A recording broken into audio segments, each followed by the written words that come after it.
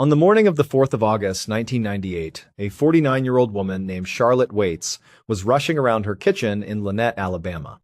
She reached past her husband, Barry, who was busy washing the last of the breakfast dishes at the sink, and she grabbed a clean coffee mug from the cupboard.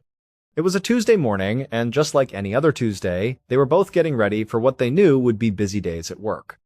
Charlotte was a well-respected school administrator for the local district, and Barry was the acting mayor of their small town, a tight-knit community of about 9,000 people where everyone seemed to know everyone else. As Barry dried his hands and left the sink to go grab his briefcase from the dining room table, Charlotte, who was pouring herself a cup of coffee, reminded him about her schedule. She had a hair appointment later that morning, and she also wanted to let him know she'd probably be home later than usual. The reason was she had a difficult meeting with her attorneys that afternoon. You see, Charlotte was unfortunately in the middle of a tense and complicated legal battle. The battle was with her own cousin, a man named Wayne, and it was all over the inheritance from her late uncle's will. The uncle had been quite successful and had left a lot of valuable land directly to Charlotte. But her cousin Wayne believed that he deserved a piece of that land too. So he was formally contesting the will, and today was the day that Charlotte, Wayne, and their respective lawyers were all scheduled to meet and try to hash things out once and for all. Barry turned to Charlotte and asked if she had decided what she was going to say at this meeting. Had she made up her mind about what to do? Charlotte just shook her head and said no, she was still thinking it over. She knew deep down she didn't want to just give up the land her uncle had specifically left to her. But at the same time, she hated the idea of tearing her family apart over money. It just wasn't worth it to her. Barry walked over to where she was standing, and he put a reassuring hand on her shoulder. He told her that whatever happened, no matter what she decided, the family would get through it together. He gave her a quick kiss on the cheek, grabbed his briefcase, and then he left for work. Once Barry was out the door, Charlotte finished her coffee and left the kitchen. She walked up the stairs and knocked gently on the bedroom door of her 17-year-old daughter, Kara. As soon as her knuckles rapped against the wood, Charlotte heard a low groan from inside the room. She opened the door, just a crack, and peered inside. She found Kara curled up in bed, looking very tired and very pale. Charlotte knew this wasn't just a case of a teenager trying to get out of going to school. The reason Kara looked and sounded the way she did was because she was pregnant and she was dealing with some pretty severe morning sickness. Now, to be honest, Charlotte was not at all thrilled about her 17-year-old daughter being pregnant. But what made it even worse for her was that she absolutely could not stand Kara's boyfriend, a young man named Dave Reed. In Charlotte's eyes, Dave was nothing but trouble. He drank too much, he was constantly getting into minor scrapes with the law, and he was just not the kind of person Charlotte wanted her daughter to be with. At one point, before Kara was pregnant, Charlotte and Barry had actually forbidden her from seeing Dave. They had laid down the law and told her you cannot date him anymore. But in secret, the two teenagers had continued to see each other. And now, Kara was pregnant. So, Charlotte couldn't help but feel a deep sense of disappointment in her daughter's choices. But she also knew, more than ever, that her daughter was going to need a lot of support from her, not just to finish high school, but also to navigate the challenges of being a teen mom. So, for the time being, Charlotte was just trying to keep the peace. With that in mind, she stepped into the bedroom and softly asked Kara how she was feeling. Kara just kind of shrugged from under the covers and said she was okay, just a little nauseous. Charlotte was sympathetic and nodded. She walked around the room, tidying up a little bit as she spoke. Then she reminded Kara that her older sister, Heather, was coming home from college that night. She said it would be really nice if they could all have dinner together as a family. Kara told her that she did have a babysitting job that would take up most of the day, but she promised she would be home in time for dinner. Charlotte was pleased to hear that. She told Kara she would see her later that night, said goodbye, and then explained that she had to get going to work herself. So Charlotte left the bedroom, went back downstairs, grabbed her purse from the entryway table, and headed out through the garage to her car. Later that same morning, around 11:30, Charlotte's car was driving back down her quiet residential street, heading toward her house. She lived in a respectable, upper-middle-class neighborhood where pretty much all the neighbors knew each other by name. Historically, crime had been very low in the area. Although it was true that recently there had been a string of robberies nearby which had put some of the residents on edge. But for the most part, Charlotte and her family always felt safe in their home. Charlotte was having a pretty hectic day. She'd had a very busy morning at work, then she'd gone to the salon for her scheduled haircut, and pretty soon she needed to get back to the office for a few more hours before her big afternoon meeting with her cousin Wayne and all the lawyers. The thing was, Charlotte never really liked how her hair looked immediately after leaving the salon. She always felt it was a bit too styled. So she wanted to make a quick stop at her house to restyle it herself before heading back to work to finish up her day. She pulled her car into the garage, got out, and ran inside the house. She went straight upstairs to the master bathroom. And just as she was plugging in her blow dryer, she heard a door open downstairs. The sound surprised her. She thought Kara was already off at her babysitting job, and Barry almost never came home for his lunch break. So she set the blow dryer down on the counter and went to go see who it was. A few hours later, around 4:30 in the afternoon, Charlotte's 21-year-old daughter Heather pulled her car up to the house.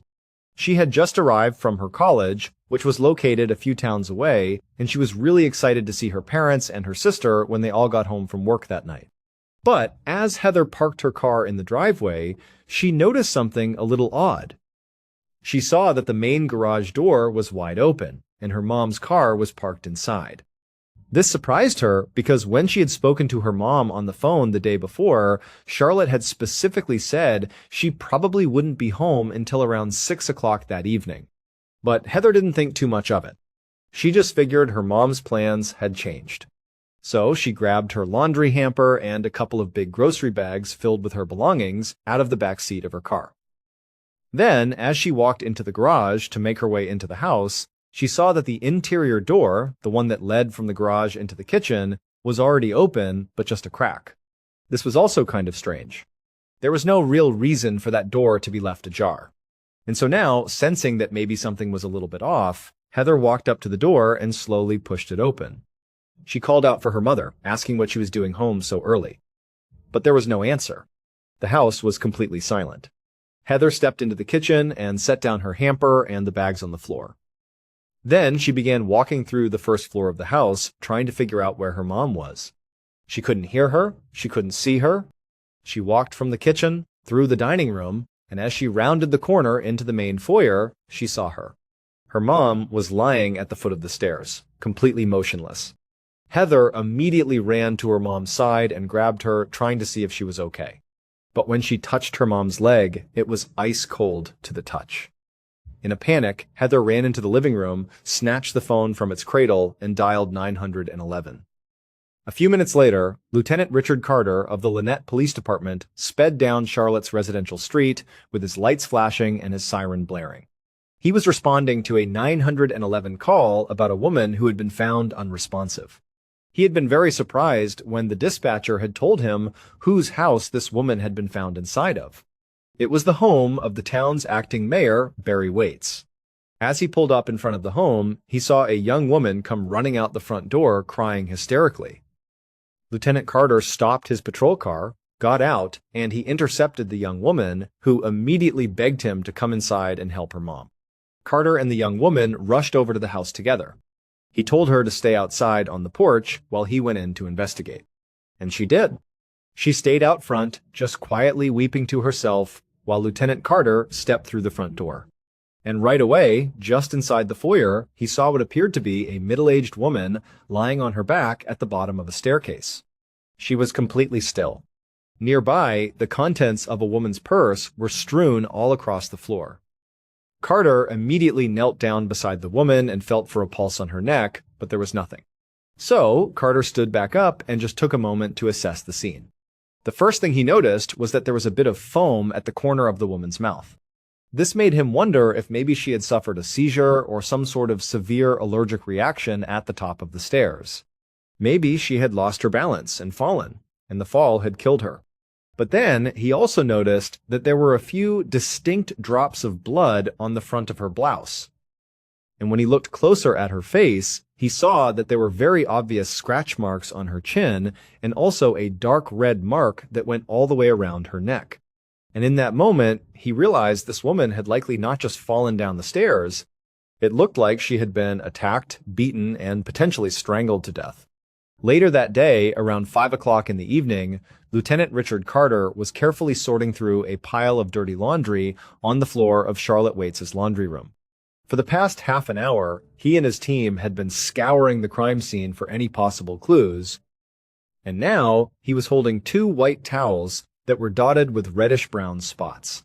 They looked like blood that had just begun to dry.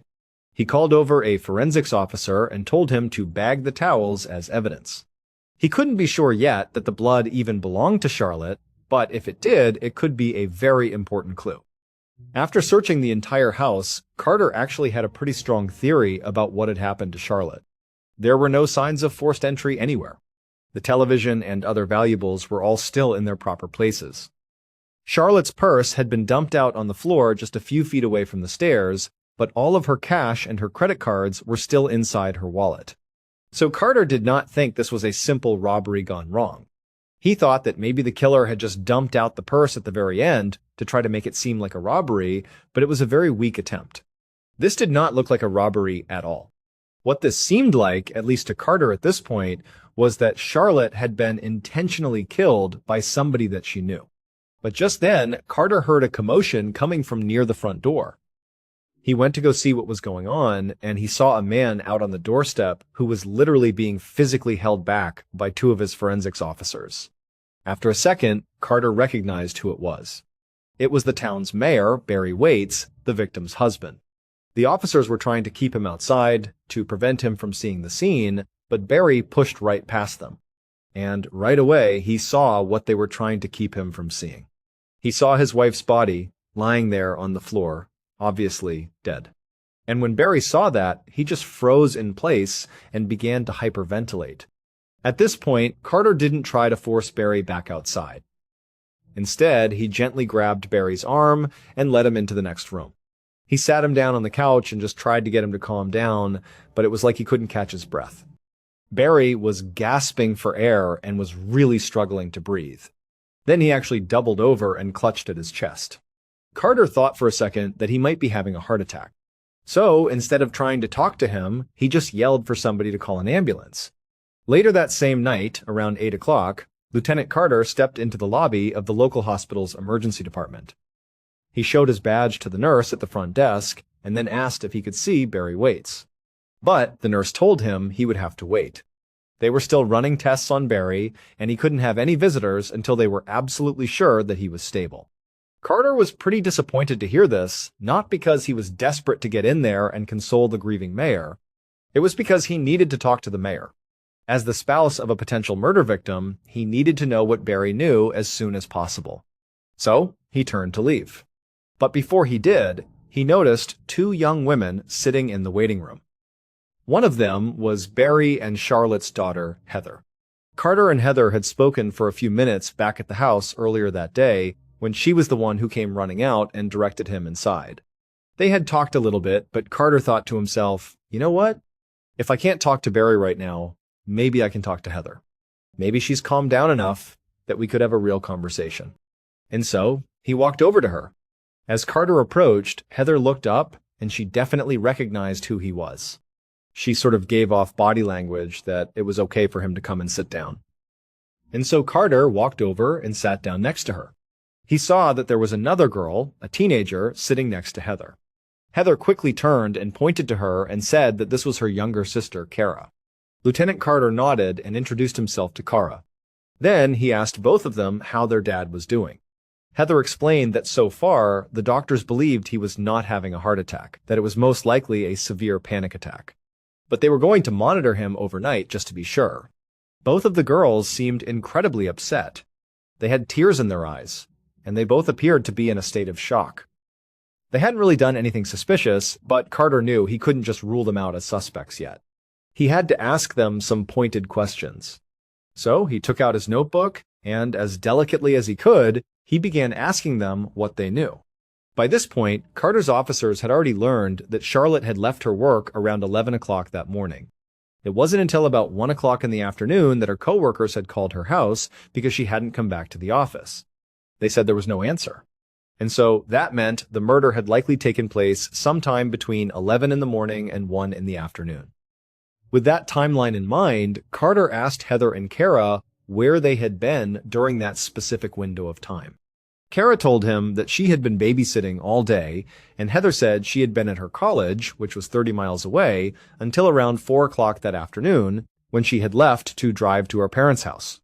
At some point, Carter asked both of them if they had any idea if there was someone out there who might have had a grudge against their mother or who might have wanted to hurt her. The girls immediately shook their heads and said, "Absolutely not. There was no one. Their mom was wonderful and everybody seemed to like her." They insisted they were just a happy, normal family with no major issues that they knew of. Carter jotted all of this down in his notebook, and his plan was to check out the daughters' alibis as soon as he got back to the station. The next day, Lieutenant Carter was at the precinct, debriefing with the other investigators who were assigned to Charlotte's case. He had listened to the local news on the radio while he was driving to work that morning. And since Charlotte was the acting mayor's wife, her murder was all anybody in town could talk about. Carter was really feeling a lot of pressure to solve this case quickly. By this point, he had already followed up on Heather and Kara's alibis, and they had both checked out completely. Neither of the daughters could have been at the house between 11 and 1, so Carter had officially ruled them out as suspects. Now, the other officers were going around the room, basically updating Carter on what they had done the night before. And Carter was admittedly a little frustrated to hear that after they had questioned all of Charlotte's neighbors and her coworkers right after they had gotten to the scene, none of that had led to any new suspects. Another point of frustration was that the one person who likely would be able to help them the most, at least at this early stage in the investigation, was the acting mayor, Barry, Charlotte's husband, but he was still in the hospital and was not being allowed to speak to the police. But just as Carter and the other officers were sort of scratching their heads, wondering what their next move was going to be, the front door of the precinct opened. And who walked in but Barry Waits himself? A few minutes later, Lieutenant Carter and Barry were sitting in Carter's office. Barry said he had just been released from the hospital. They had determined that his heart was fine and that he had indeed just had a severe panic attack. So, as soon as he was out of the hospital, he had come right over to the police station to see what he could do to help with the investigation. Carter asked Barry to walk him through what he had done the previous day, the day that Charlotte was killed. Barry said that on top of being the acting mayor, he was also the head of the local National Guard armory, and he had been attending to business at the armory all day. He did say that he had left at some point to get a haircut, maybe mid-morning, but the barbershop had been closed, so he had gone right back to work. And he had stayed there until around 4:30, when he got a panicked phone call from his daughter Heather, telling him their mom was unresponsive in the house. As Barry spoke, Carter was primarily just looking at Barry's hands and his arms. He was looking for any scratches or cuts or bruises. The running theory, based on what they had seen at the crime scene, was that Charlotte had put up a fight against her attacker before she was killed.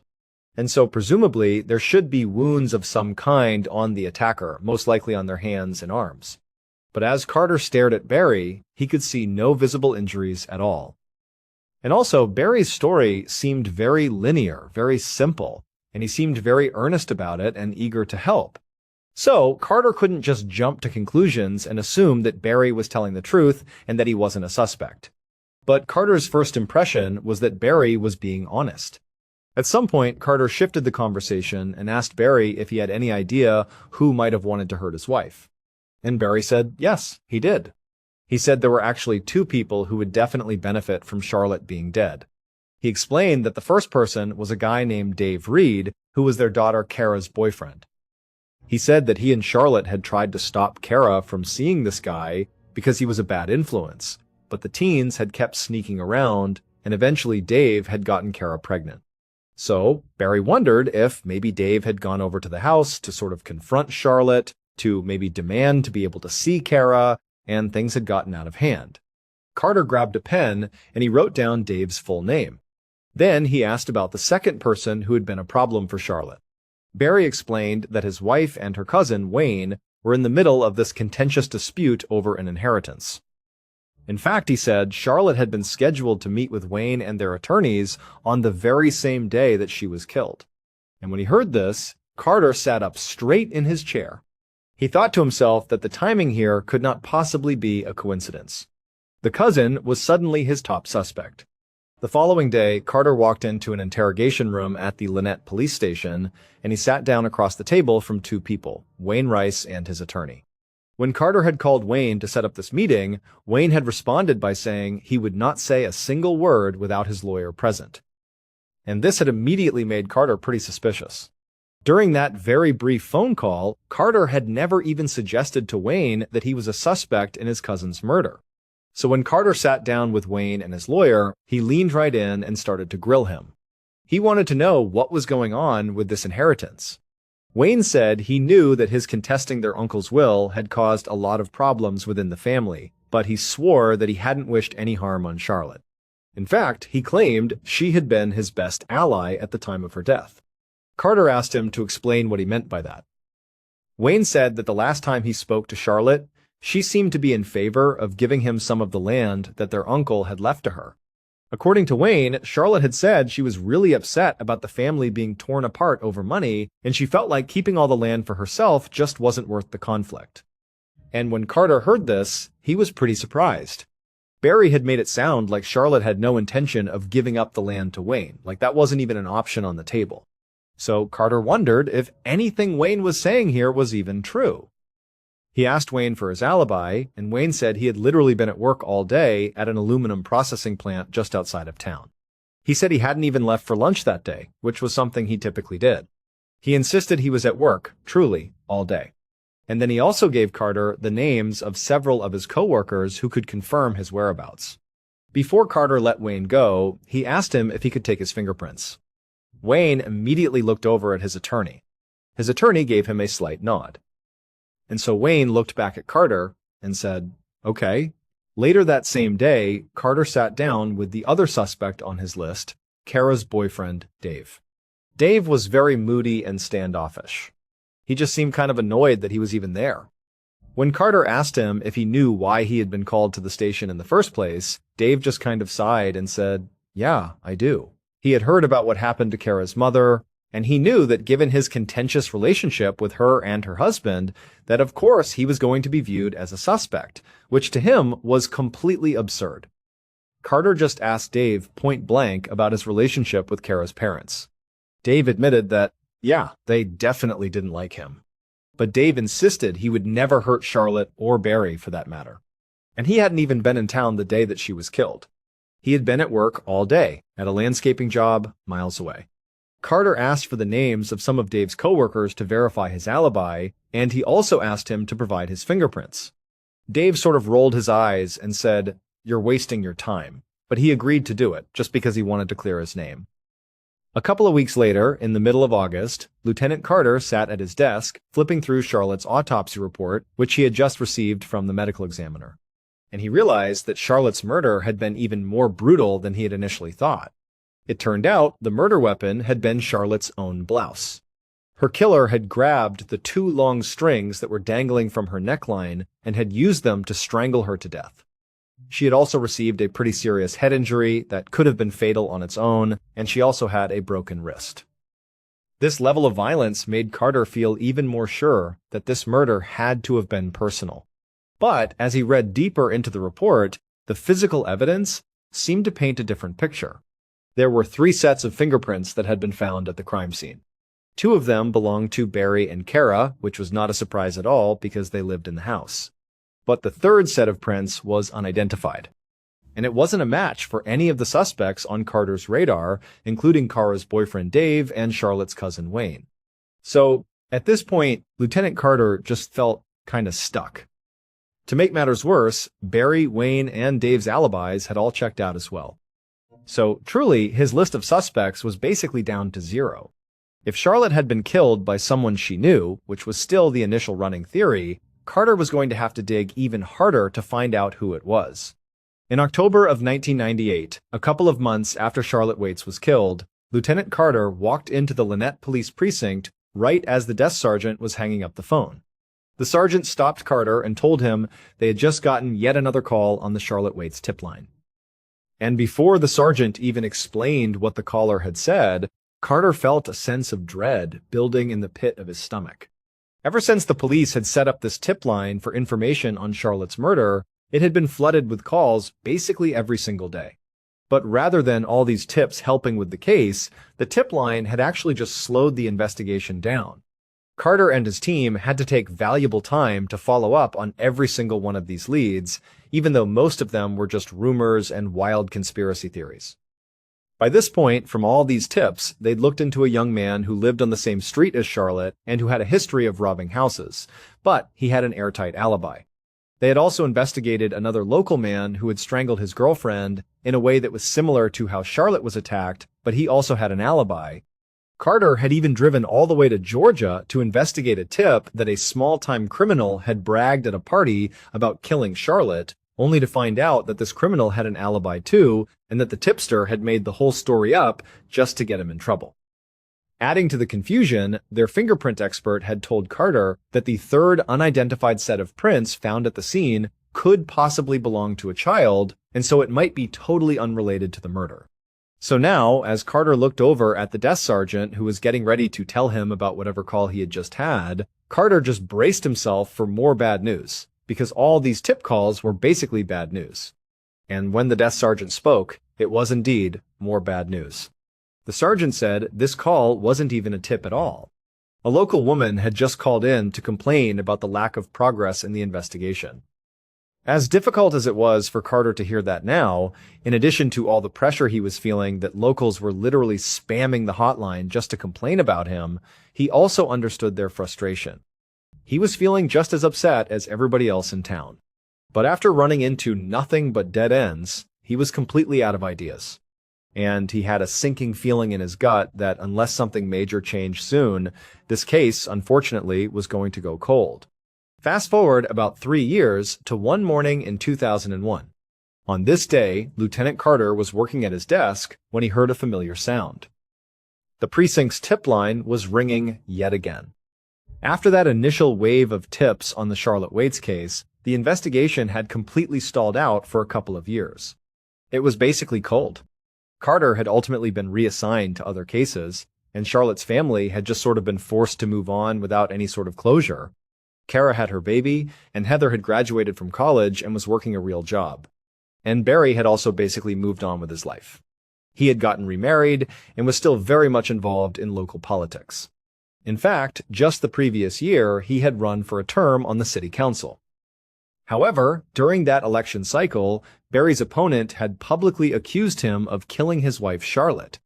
And even though he had no actual evidence to support his accusation, aside from the bizarre fact that he had a dream about it, all the media attention from these accusations had totally reinvigorated the case.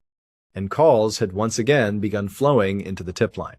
However, just like before, the vast majority of these tips were just wild theories and local gossip.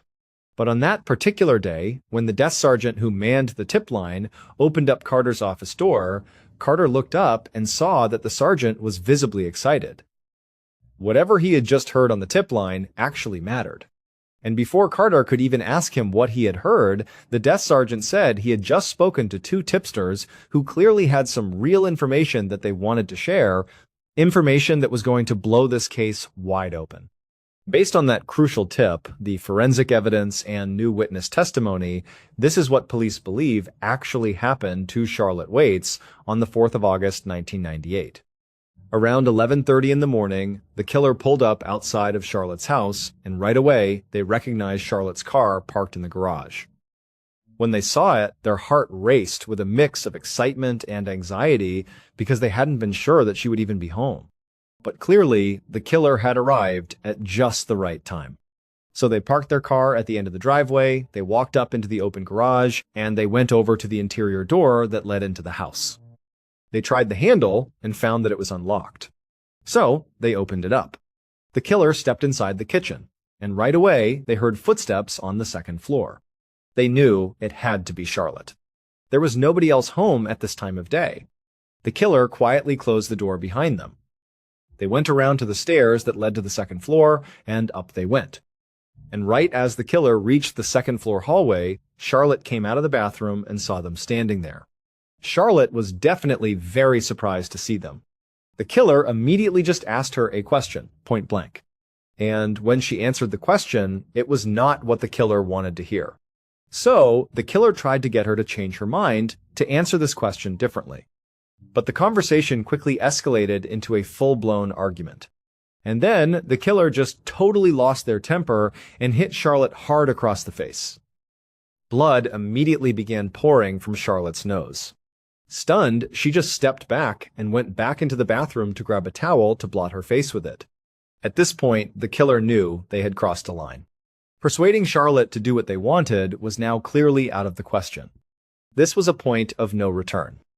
So, as Charlotte came out of the bathroom with a towel pressed to her face, looking totally shaken up, the killer walked up and grabbed her from behind. They clutched the long strings that were hanging from the neckline of her blouse, and they pulled them tight around her neck. Charlotte began gasping for breath and trying to fight them off, but the killer had her in an unbreakable chokehold. And then finally, when Charlotte had lost enough oxygen that she stopped struggling, the killer let go of the strings and then kicked her down the staircase.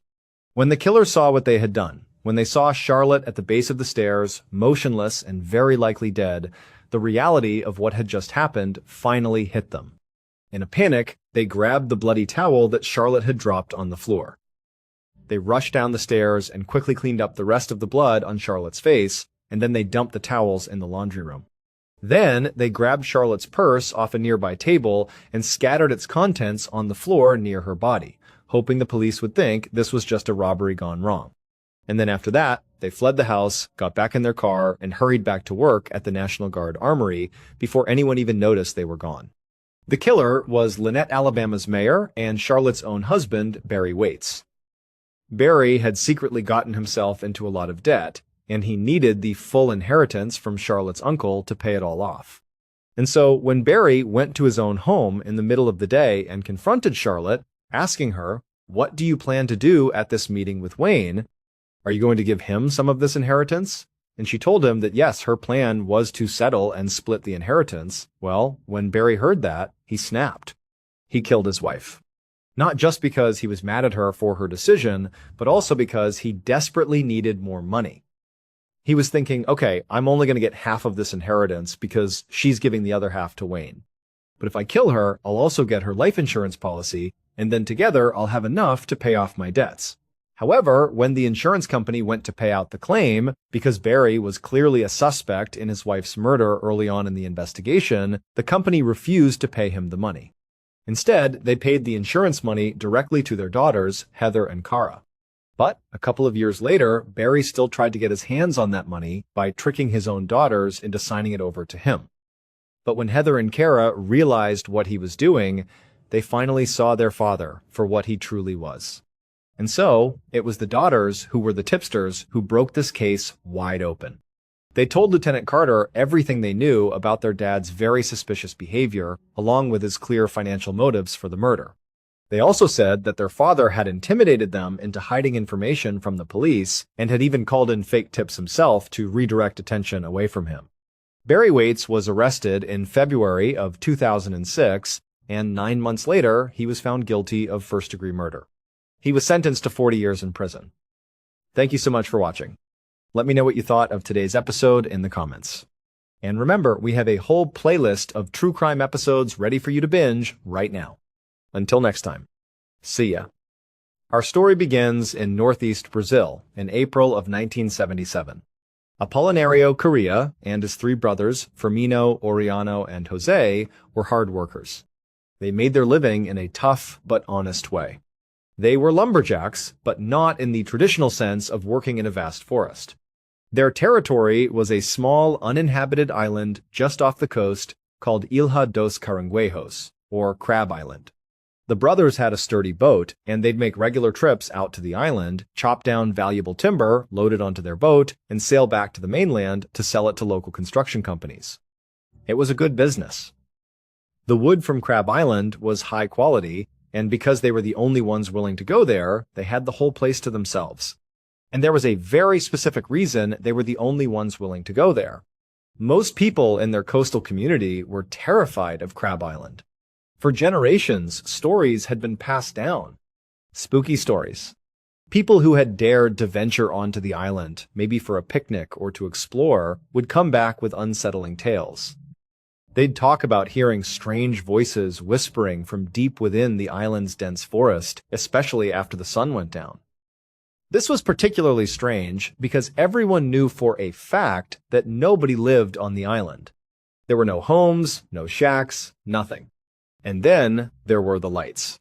Fishermen out on the water at night would sometimes see bizarre, colorful lights flashing and dancing above the treetops of Crab Island, with no logical explanation. It was a place steeped in local folklore, a place most people gave a wide berth. But the Correa brothers were practical men. Apolinario, the oldest, was level-headed. Firmino was strong and quiet. Oriano was the joker of the group, and Jose, the youngest, looked up to them all. They had heard the stories their whole lives, but they just didn't buy into them. To them, the whispers were just the wind in the trees, and the lights were probably just swamp gas or some other natural phenomenon. The fear their neighbors had was actually a business advantage. It meant no competition. So, they went to Crab Island all the time, and it was always the same. Just them, the trees, and the sound of the ocean.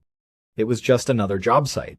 On the morning of the 25th of April, 1977, the four brothers readied their boat for another trip. The plan was simple, the same one they'd executed dozens of times. They would set off in the morning and aim to arrive at the island around noon, which was high tide. This was important because the waters around Crab Island were very shallow, surrounded by vast mudflats. You could only get the boat close to the shore during high tide. They'd anchor the boat, wade to the island, and spend the entire afternoon felling trees. As the tide went out, their boat would eventually come to rest on the soft mud, stranded until the tide came back in. This was all part of the plan. They didn't intend to sail back right away. They'd finish their work, cook dinner over a campfire on the beach, and then head back to the boat to get a few hours of sleep. By the time they woke up around midnight, the next high tide would have lifted their boat free from the mud, and they could begin the peaceful journey home under the stars. It was a solid, well-rehearsed plan. And so, that's exactly what they did. They arrived at Crab Island at about 12 p.m., the sun high in the sky. The day was hot and humid, and the work was grueling. For hours, the only sounds on the island were the rhythmic thud of their axes against wood and the crash of falling trees. They worked until their muscles ached and their shirts were soaked with sweat. As evening approached, the sky turned a brilliant orange and purple. They gathered up their tools and built a small, crackling campfire on the beach. They cooked their simple dinner of fish and rice, talking and laughing as they always did. They probably made fun of the ghost stories, feeling perfectly safe and content on their island. Around 8 p.m., after they'd finished eating, Apolinario took a bucket of seawater and carefully doused the campfire, making sure every last ember was extinguished. The only light now came from the moon, casting long shadows across the beach. The tide was fully out. Their boat was sitting about 100 yards away, a dark silhouette resting on the glistening mudflats. The four brothers took off their boots, rolled up their pants, and began the familiar trudge through the thick, ankle-deep mud towards their vessel. They climbed aboard, rinsed the mud from their feet, and went into the small main cabin. It was cramped, but it was shelter. They laid out their sleeping pads on the floor, and exhausted from the day's labor, it didn't take long for all four of them to fall into a deep, dreamless sleep. Apolinario had only meant to sleep for a few hours, just until the tide came back in. But when he opened his eyes again, he knew instantly that something was wrong. The air inside the cabin was still and dark, but through the small porthole window, he could see that the sky outside wasn't black anymore. It was that soft, hazy pink of early dawn. He let out a frustrated groan. They had all slept right through the midnight high tide. Their boat had been lifted by the water, and then, as the tide receded again, it had settled right back down into the mud. They were stuck. Again. Now they'd have to wait all the way until the next high tide, likely around noon. A whole half-day wasted. Annoyed, Apolinario sat up and looked around the small cabin to see if his brothers were awake. He saw the familiar lumps of his two brothers, Firmino and Jose, still asleep on their pads. They each had their thin blankets pulled up right over their faces to block out the morning light. But then his eyes fell on the third sleeping pad, the one belonging to his brother, Oriano. It was empty. The blanket was tossed aside. Oriano wasn't in the cabin. Apolinario wasn't immediately alarmed. Oriano was an early riser. He was probably just outside on the deck, getting some fresh air, or answering the call of nature. But just as Apollinario was thinking this, the sound hit him. A piercing, blood-curdling scream from just outside the cabin door. It was a sound of absolute, unimaginable pain. It was Oriano's voice. In a split second, Apollinario's annoyance at oversleeping was replaced by a jolt of pure adrenaline and fear. He scrambled to his feet, threw open the cabin door, and rushed out onto the deck. And what he saw made him freeze in his tracks. There was his brother, Oriano, standing there, clutching at his own body, his face twisted in a mask of agony. His skin, all of his exposed skin on his face, his neck, his arms, was a mess of horrific burns. It looked like someone had taken a blowtorch to him. It was red and blistering, and in some places, it looked like it was literally peeling away from the muscle. Apollinario was so horrified he couldn't move. His brain just couldn't process what he was seeing. And then, through the shock, he noticed something that was even stranger, something that made absolutely no sense. Despite the terrible burns that covered his brother's body, Oriano's clothes, his simple work shirt and pants, were perfectly fine. They weren't scorched, they weren't singed, there wasn't a single mark on them. It was as if his skin had spontaneously caught on fire from the inside out, while leaving his clothes completely untouched. Oriano was just screaming and screaming, stumbling around the deck in pure agony, and Apollinario had no idea what to do, no idea what could have possibly caused this. While Apollinario stood there, frozen in shock, he heard another sound. This one was coming from back inside the cabin where he had just been. It was a low, guttural moaning, a sound of deep suffering. Acting on pure instinct, he spun around and ran back into the cabin. He knew the sound was coming from one of his other two brothers, who were still under their blankets. He lurched towards the closest one, Firmino, and tore the blanket off of him. The sight was just as horrifying as what he'd seen on deck. Firmino was writhing on his sleeping pad, moaning in pain, and his skin was just as horribly burned as Oriano's. It was raw and red and looked like it was sliding off his body. And just like with Oriano, Firmino's clothes were completely undamaged. Apollinario's mind was reeling. What was happening? Was this a nightmare? His eyes darted over to his last brother, Jose, who was still lying on his sleeping pad, the blanket still covering him. He was quiet. He wasn't moaning. Maybe he was okay. With a trembling hand, Apollinario reached over and pulled back Jose's blanket. Jose was not burned. There wasn't a mark on him. But he was not okay. His eyes were wide open, staring blankly at the ceiling of the cabin. He wasn't breathing. Jose was dead. The next 6 hours must have been the longest and most torturous of Apollinario's life. He was on a tiny boat, stuck in the mud, on a supposedly haunted island.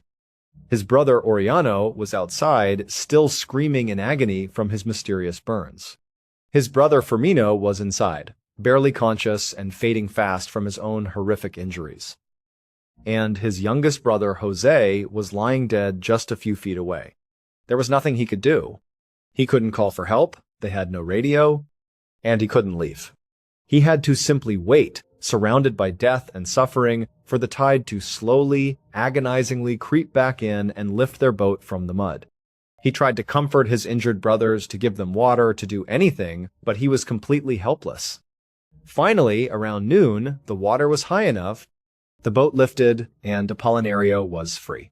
He started the engine and raced back towards the mainland, his mind a chaotic storm of grief and confusion.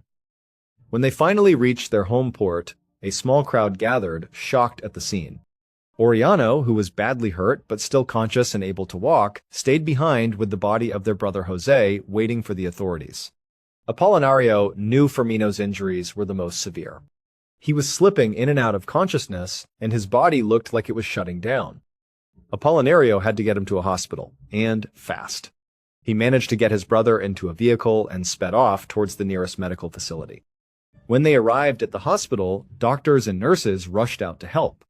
Firmino was barely clinging to life. As they got him onto a gurney and started wheeling him into the emergency room, a doctor leaned in close to him. The doctor knew they needed to understand what had happened to treat these bizarre injuries. He asked Firmino, "What happened? How did you get these burns?" Firmino's eyes fluttered open. He was barely able to speak, his voice a hoarse whisper. But right before he slipped into a deep coma from his burns, he was able to get out a few chilling words. He told the doctor that sometime during the night, while they were all asleep in the boat on Crab Island, he had woken up for a moment. He had looked out the small porthole window from inside the cabin. And what he saw, he said, was an inexplicable ball of fire just hovering in the air outside the boat. And that was the last thing he remembered. The local police were notified immediately, and they opened an investigation into the bizarre and tragic events on Crab Island. They were faced with a case that seemed to defy all logic. One man dead with no apparent cause, two men with catastrophic burns that seemed to appear out of nowhere, and one man, Apollinario, who was completely unharmed and completely bewildered. The first person they spoke to at length was Apollinario. He told them everything he could remember, from their normal workday to the horrifying discovery in the morning. He was clearly traumatized, and his story, as strange as it was, seemed genuine. The investigators had to consider all possibilities, no matter how unlikely. Their first theory was that some sort of fight had broken out among the brothers. Maybe an argument over money or work had escalated into extreme violence. Perhaps Apollinario was lying to cover up his own involvement. But this theory quickly fell apart. The Correa brothers were known to be very close. There was no history of violence or serious arguments between them. And, more importantly, this theory couldn't explain the physical evidence. How could a fight result in two men being burned so severely while their clothes remained untouched? And how did Jose die without a single mark on him? An autopsy would later be performed on Jose, and the coroner was stumped. The official cause of death was listed as a heart attack, likely brought on by extreme shock or terror. But what had terrified him to death? The police then considered the possibility of drugs or alcohol. Maybe the men had consumed some sort of hallucinogen, and in their altered state they had hurt themselves or each other. This could potentially explain their strange stories and lack of memory. But toxicology reports were run on all the brothers, including Jose. They all came back completely clean. There were no drugs, no unusual levels of alcohol, nothing in their systems that could explain what had happened. So, the investigators moved on to environmental factors. The most plausible, though still far-fetched, theory they could come up with was a freak lightning strike. Their idea was that maybe lightning had struck the wet beach or the water near the boat, and somehow the electrical charge had reflected off the sand or the water and shot into the boat, striking the men.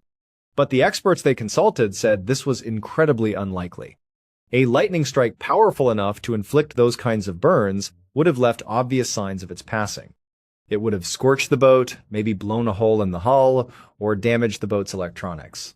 But when the police forensics team went out to Crab Island to examine the boat and the surrounding area, they found nothing. The boat was completely undamaged.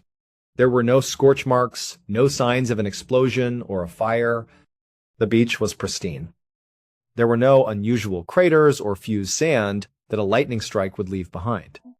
In fact, the big takeaway from the on-site investigation was that they found absolutely no evidence of anything unusual happening at all.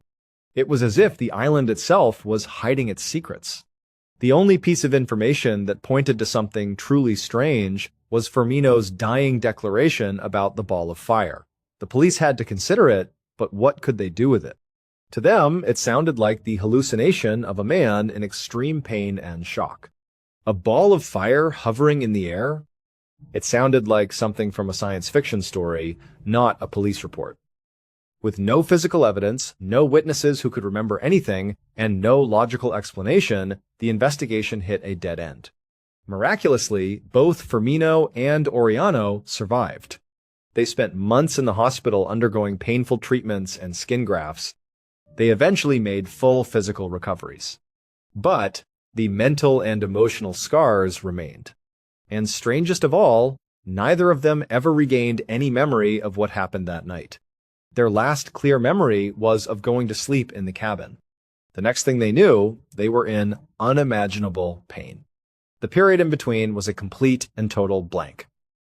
With their two key witnesses unable to provide any details, and with a total lack of evidence, the police had no choice but to close the case. The official file on the death of Jose Correa and the injuries of his brothers was stamped unsolved, with no official explanation ever given. The Correa family was left to grieve without answers, and the terrifying mystery of Crab Island only grew deeper. For 9 years, life went on. The surviving Correa brothers never returned to Crab Island. They found other ways to make a living. But the story of what happened to them became a legendary cautionary tale in their community. The island, which had always been considered haunted, was now seen as a place of genuine, tangible danger. People avoided it more than ever. The strange stories, however, didn't stop. Fishermen continued to report seeing odd lights in the sky over the island. But for 9 years, no one was brave or foolish enough to spend the night there. Then, in April of 1986, almost 9 years to the day after the Correa brothers' ordeal, a different crew of men decided to tempt fate. It was a team of 4 lumberjacks, unrelated to the Correas, who were new to the area. They heard that the timber on Crab Island was plentiful and untouched. They likely heard the stories as well, but just like the Correa brothers before them, they probably dismissed them as superstitious nonsense. They were there to do a job and make money, not to hunt for ghosts. Their plan was almost identical to the one the Correas had used. They sailed to the island, spent the day harvesting lumber, and as evening fell, they settled in for the night, planning to leave on the next high tide. They were out in the woods, not far from the beach, when suddenly all 4 of them recalled hearing a single, loud, crashing sound echo through the forest. It was a noise they couldn't identify. And right after they heard that sound, all 4 of them, at the exact same moment, simply fell unconscious. They didn't feel sick, they didn't feel dizzy. It was like a switch was flipped and their consciousness was just turned off. When they woke up again, it was 18 hours later. They were disoriented, confused, with massive gaps in their memory. As they slowly came to their senses and took stock of their situation, a horrifying sense of déjà vu fell over the island. One of the 4 men was dead. He had no visible injuries, no marks on his body. He was just gone. And another one of the men was inexplicably covered in severe burns. And just like with Firmino and Oriano 9 years earlier, the survivors' clothes were perfectly intact. The 2 other men were unharmed, but in a state of shock. When authorities investigated this second incident, they were faced with the exact same impossible puzzle. The survivors had no memory of what happened between hearing the crashing sound and waking up 18 hours later. The autopsy on the deceased man was, once again, inconclusive, pointing to a probable heart attack induced by terror. And the man with the burns couldn't explain how he got them. A thorough search of the island once again revealed nothing. No footprints, no scorch marks, no evidence of any kind. It was a near-perfect carbon copy of the tragedy that had befallen the Correa brothers. The 2 incidents, separated by 9 years, are so chillingly similar that it's hard to dismiss them as coincidence. In both cases, a group of lumberjacks spent the night on the island. In both cases, one person died of unexplained causes, appearing to be scared to death. In both cases, at least one other person suffered severe, unexplainable burns that did not affect their clothing. And in both cases, the survivors had complete amnesia of the event itself. So what is really happening on Crab Island? To this day, no one knows for sure. The official case files remain closed and unsolved. But there are theories, though they venture far from conventional explanations. Some people believe the island is home to a paranormal entity, a malevolent spirit that attacks those who trespass on its territory. The voices and the lights that people have reported for decades could be signs of this presence. Others look towards a more extraterrestrial explanation. The description Firmino gave of a ball of fire hovering in the air sounds very similar to many UFO sightings, specifically reports of ball lightning or unidentified aerial phenomena. The burns, which spared clothing, are consistent with injuries caused by intense microwave radiation, a technology often associated with advanced non-human craft. Perhaps these men stumbled upon something not of this world, something that reacted defensively and with lethal force. Whatever the truth is, the story of the Korea brothers and the second crew serves as a haunting reminder that there are still mysteries in this world that we cannot explain. For the families involved, there is no closure, only the lingering pain of loss and the endless, unanswerable question of what truly happened on those nights. Crab Island remains uninhabited, a place of quiet beauty by day and a place of profound, terrifying mystery by night. It stands as a silent monument to a series of events that defy logic and blur the line between folklore and a dark, terrifying reality. Thank you so much for watching. Let me know what you thought of today's episode in the comments. And remember, we have a whole playlist of true crime episodes ready for you to binge right now. Until next time, see ya. On the 28th of May 2013, a 28-year-old man wearing a rubber horse head mask jumped into a powerful, churning whirlpool to film a video for his YouTube channel. His friend filmed from the harbor wall above, laughing as the man in the mask made neighing sounds and swirled around in the vortex. But then, the man decided he wanted a more dramatic shot. He took his camera, dove beneath the surface to film the whirlpool from below, and he vanished. And what happened in the next few minutes would reveal the terrifying, hidden power of the water he loved so much. Okay, let's get into today's story. Jacob Cockle had always loved the water. It was just in his blood. He grew up in a coastal town called Penzance in the United Kingdom, and from the moment he could walk, he was drawn to the ocean. He spent pretty much all of his time surfing at one of the local beaches. By the time he was just 10 years old, he was already so obsessed that he started skipping school to go catch waves. Naturally, this got him into a whole lot of trouble with his parents and his teachers. They just couldn't understand why he would throw away his education for the ocean. But through all the arguments and the frustrations, there was always one person who completely understood him, one person who always had his back. And that was his older sister, Grace. Jacob and Grace were incredibly close. They were more than just siblings. They were best friends. They even developed their own special secret language that they would use to talk to each other. Jacob used it so often, in fact, that some people who overheard him actually thought he had a speech problem. But it was just their private world, a bond that no one else could break. When Jacob was 17, his world was shattered. Grace was diagnosed with a brain tumor. It was aggressive and fast-moving, and she passed away very quickly after the diagnosis. This loss had a profound and irreversible impact on Jacob. It was like his entire view of the world had shifted overnight. He started to believe something very personal and powerful, that Grace's energy, her spirit, hadn't just disappeared. He felt it had been transferred directly to him. He came to believe that it was now his solemn duty to live for both of them, to experience everything the world had to offer for himself and for his sister. This new belief translated into a new way of living. Jacob began taking more and more risks. He felt like he couldn't pass up any opportunity, no matter how dangerous. He wanted to live life to its absolute fullest, even if that meant being a little bit reckless. Alongside his love for the water, Jacob also had a deep passion for photography. And so, he combined these two loves with his new risk-taking attitude. He started performing incredible water-based stunts and filming himself while he did them. He would go surfing in the middle of violent storms, paddling out into waves that would send most experienced surfers running for the shore. He would leap off of tall buildings into water that was alarmingly shallow. He would go free diving to dangerous depths, holding his breath for minutes at a time just to capture the perfect shot. And Jacob absolutely loved it.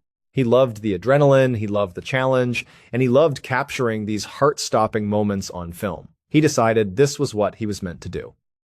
This was going to be his career. He was going to become a world-famous photographer who specialized in capturing the most dangerous and beautiful images the ocean had to offer. To keep himself focused, Jacob got a huge piece of paper and taped it to his bedroom wall. In big, bold black marker, he wrote himself a reminder, a mantra. I will become a world-famous photographer, and I will let nothing stand in my way. He meant it literally. He was prepared to go to any length, to face any danger, to get the shots he needed to build his career and honor his sister's memory. And this intense, unwavering attitude actually worked. By his early 20s, Jacob was already making a name for himself. He had won major photography awards from prestigious organizations like National Geographic and the Sunday Times. He became a regular contributor to major surf magazines, and his photos almost always landed on the cover. Most of his award-winning pictures were of the sea in its most violent and turbulent forms. He had an eye for capturing the raw power of nature. One of his most famous shots was of a fishing boat struggling to get back into port through a massive swell during a storm. That photo won a competition that led to it being displayed all over the London Underground, seen by millions of people. Another incredible shot he took was off the coast of Sumatra, way out in the middle of the open ocean. Jacob and his friend were in the water, right in front of a massive supertanker that was bearing down on them. His friend was surfing the huge wake created by the ship. It was an unbelievably dangerous picture to take, but it won him an award run by the Guardian newspaper. Jacob wasn't interested in the money for its own sake. Any money he earned from these competitions, he immediately spent on better photography equipment. If he was ever given a physical prize like a brand new television, he would just give it away to one of his friends. All he cared about was getting back out there, living life on the edge, taking crazy chances, and capturing those experiences on film. There was one particular crazy experience that he had always wanted to capture on film, and it happened right in his own hometown of Penzance. A few times a year, a very strong and very distinct whirlpool would appear in a harbor right near his childhood home. The whirlpool wasn't a natural phenomenon. It was a quirk of engineering. It was designed to keep the harbor from silting up with sand and sediment. At high tide, water would rush into the harbor and hit a large concrete structure called a quay wall. At the bottom of this wall was a large tunnel that fed into another, separate pool of water on the other side. So, as the tide came in, this secondary pool would fill up with water. Then, when the tide started to go out during low tide, the water in the main harbor would drain away, and the water from the filled-up pool would slowly filter back out through that same tunnel. This outflow of water was designed to push all the silt and sand out of the harbor, keeping it deep enough for boats. But sometimes, especially during very high tides, the water would come into the harbor so quickly that it would build up against the quay wall much faster than it could drain through the tunnel into the pool. When this happened, it created the same effect you see in your bathtub when you pull the plug. As all that excess water was forced down and sucked through the narrow tunnel, it would create a huge, powerful whirlpool that you could see spinning on the surface right next to the quay wall. This whirlpool only formed a couple of times a year, but it was incredibly dangerous. There were caution signs posted all around the edge of the harbor and on the quay wall itself, warning people to stay out of the water. But in his mid-20s, Jacob started ignoring those signs. Every time the whirlpool formed, he started jumping into it. He found that if he was careful, he could swirl around the outside edge of the vortex. He would film it from inside and just on the surface. He would upload these videos to YouTube and they went viral, getting millions and millions of views. The footage was breathtakingly beautiful and absolutely terrifying at the same time. On the 28th of May, 2013, Jacob was 28 years old. He noticed that the whirlpool was back in his hometown harbor, and he knew he had to go out and film it again. He ran over to his friend David's house and asked him to come down to the harbor and film him from the quay wall while he was inside the whirlpool. By the time David gathered his things and made his way down to the harbor, he looked over the edge of the wall and saw that Jacob was already in the water, swirling around in the vortex. David also noticed something strange. Jacob was wearing a rubber horsehead mask. When David asked him why, Jacob yelled up that it would be more eye-catching on YouTube, that it would help the video get more views.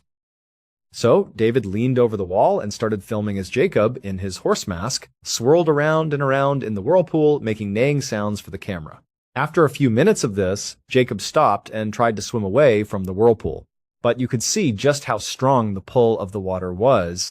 Even with swimming flippers on his feet, Jacob really struggled to get away from the vortex. He was in good spirits about it, though.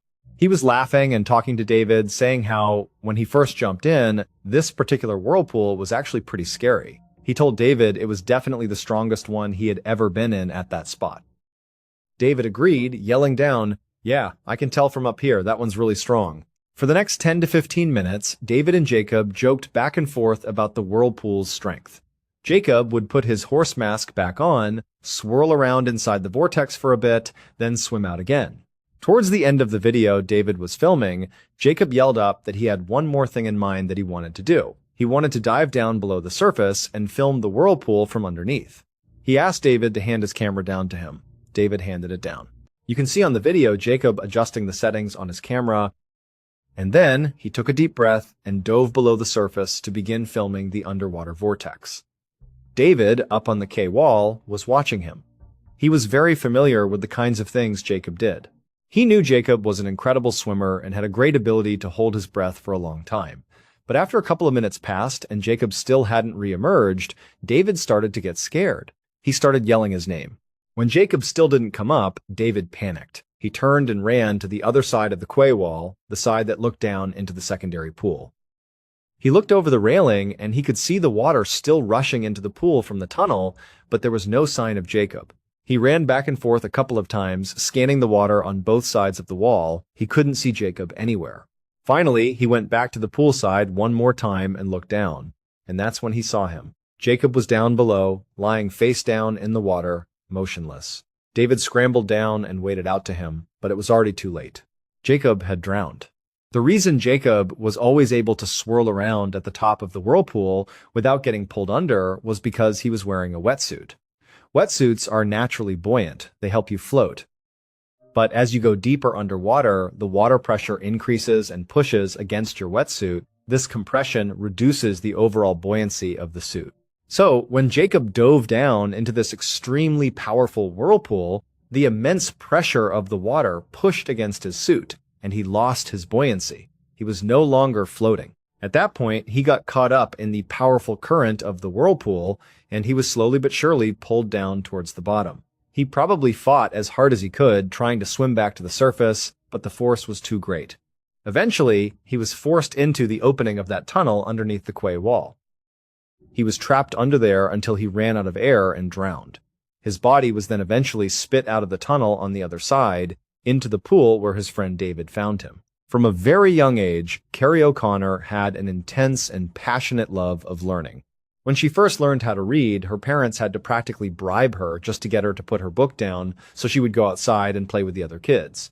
While Carrie loved to learn about everything, her absolute favorite subject was French culture. She began devouring all things French, the history, the art, the food. In middle school, she began studying the language, and by the time she was in high school, she was nearly fluent and was already taking college-level French courses. Carrie's passion never wavered. She would go on to earn several degrees in French, culminating in a PhD, and in 2019, she was finally able to put that PhD to its intended use, when she was offered a full-time professorship at Boston University. She was thrilled and eagerly accepted the role. After her first full year teaching at BU, she decided it was time to get an apartment that was closer to the campus. So, in August of 2020, shortly after her 38th birthday, Carrie, along with her two beloved cats, moved into an old apartment building on a busy street, just a 10-minute walk from Boston University. Even with her new apartment still filled with unopened moving boxes and furniture still wrapped in plastic, Carrie's first priority was her students. She sat down at her laptop and enthusiastically wrote an email to all of her students for the upcoming year. The subject line was "The Joy of Learning French." In the email, her students could immediately see her incredible passion for the French language and just how excited she was about the new academic year. A few weeks later, on Monday, September 14th, Carrie was back at her apartment building after a day of classes. She had just purchased a brand new piece of furniture and she was trying to get it up to her apartment. This piece of furniture wasn't assembled yet. All the parts and the instructions were inside a single large box. This box was 7 feet tall, about a foot wide, and weighed just under 80 pounds. So, it was both heavy and incredibly awkward to handle. Carrie managed to get this huge box out of her car at street level and then hauled it all the way through the front doors of her apartment building and into the first floor lobby. She leaned the box up against the wall and then pressed the call button for the elevator. Now, to understand what happened next, you need to have a basic understanding of how the elevator in Carrie's old building worked. It was an older model. Once the elevator car arrived at your floor, you would have to manually slide open a big heavy door called the hoistway door. On the other side of that, you would see the elevator car itself, and on the car, there was yet another door. This one was called the car gate. It was a metal accordion-style gate that you also had to slide to the side by hand. But unlike the outer hoistway door, this inner car gate had a critical safety feature. It had to be shut all the way in order for the elevator to be able to move between floors. So, when the light dinged in the first floor lobby, signaling the elevator's arrival, Carrie opened up the heavy hoistway door. Then she reached inside and slid open the metal car gate. After that, she grabbed her huge package and began the difficult process of trying to push it inside the elevator car. It was immediately clear that the only way this 7-foot-tall box was going to fit inside the small elevator was if she got it in there at an angle, standing upright. But no matter how hard she pushed and pulled and twisted it, she just could not get the box to go inside. While Carrie was struggling with this, another tenant happened to walk in through the front doors of the apartment building. He saw Carrie struggling with the box. At first, he just walked past her and started heading up the stairs towards his own apartment. But then he stopped, turned around, and said to Carrie, "Hey, I don't think it's a good idea to keep doing what you're doing. That package looks like it's too heavy for that elevator." He explained that the elevator was really old and that they had had problems with it before. He warned her that she might trip a sensor and the elevator might start moving before she was ready. He told her it just wasn't worth the risk. Carrie, who was already pretty committed to getting this done, hesitated for a second. She looked at her package, then looked back up at the man and said, "You know what? I'm just going to try one more time to get it inside the elevator." Seeing her determination, the other tenant hesitated for a moment and then decided to help her. He went back down the stairs and held open the heavy hoistway door with his hand. Carrie then stepped inside the elevator car and used her own hip to keep the inner car gate from closing. Working together, the two of them began pushing and pulling, and finally, after a lot of effort, they were able to wedge the package at an angle inside the elevator car. Carrie thanked the man for his help, and he said, "No problem." Then he turned and walked up the stairs and disappeared from view. Once he was gone, Carrie didn't press any of the floor buttons. Instead, she tried to close the inner car gate over the top of her package. But at the same time, down in the basement, a maintenance worker hit the call button for the elevator. Unbeknownst to Carrie, when she and the other tenant had wedged her huge package inside the elevator, the very top of the box had pressed up against a safety sensor at the top of the doorframe. This sensor was the one that registered when the car gate was fully shut. So, when the maintenance worker in the basement pressed the call button, the elevator's system was tricked. Because the package was pressing on that sensor, the elevator thought the inner gate was shut and secured, and that it was time to move. And so, the car began to descend towards the basement. But it only made it a couple of feet before the movement caused the package to slip off of the sensor. The moment the box was no longer pressing on the sensor, the elevator's safety system kicked in and the car stopped abruptly. Carrie was most likely very confused about how the car could have moved at all, considering the inner car gate was still wide open. But she had bigger problems now. She was trapped in the elevator, stuck between the first floor lobby and the basement. She didn't panic, though. She decided she would just try to get her package fully back inside the elevator car, and then she would figure out what to do next. When the package had slipped off the sensor, it had fallen forward and was now jutting out of the elevator. The top half of the box was in the first floor lobby, propped up against the floor. So, Carrie turned around so her back was facing the opening of the elevator. She got down into a squatting position underneath her package, put her shoulder up against it, and then began pressing it upwards as hard as she could.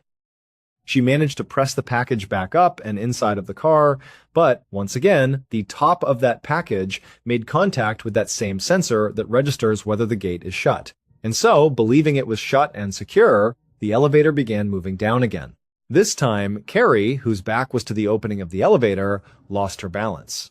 She fell backwards out of the moving elevator and into the narrow, dark space between the outside of the elevator car and the inside of the elevator shaft wall.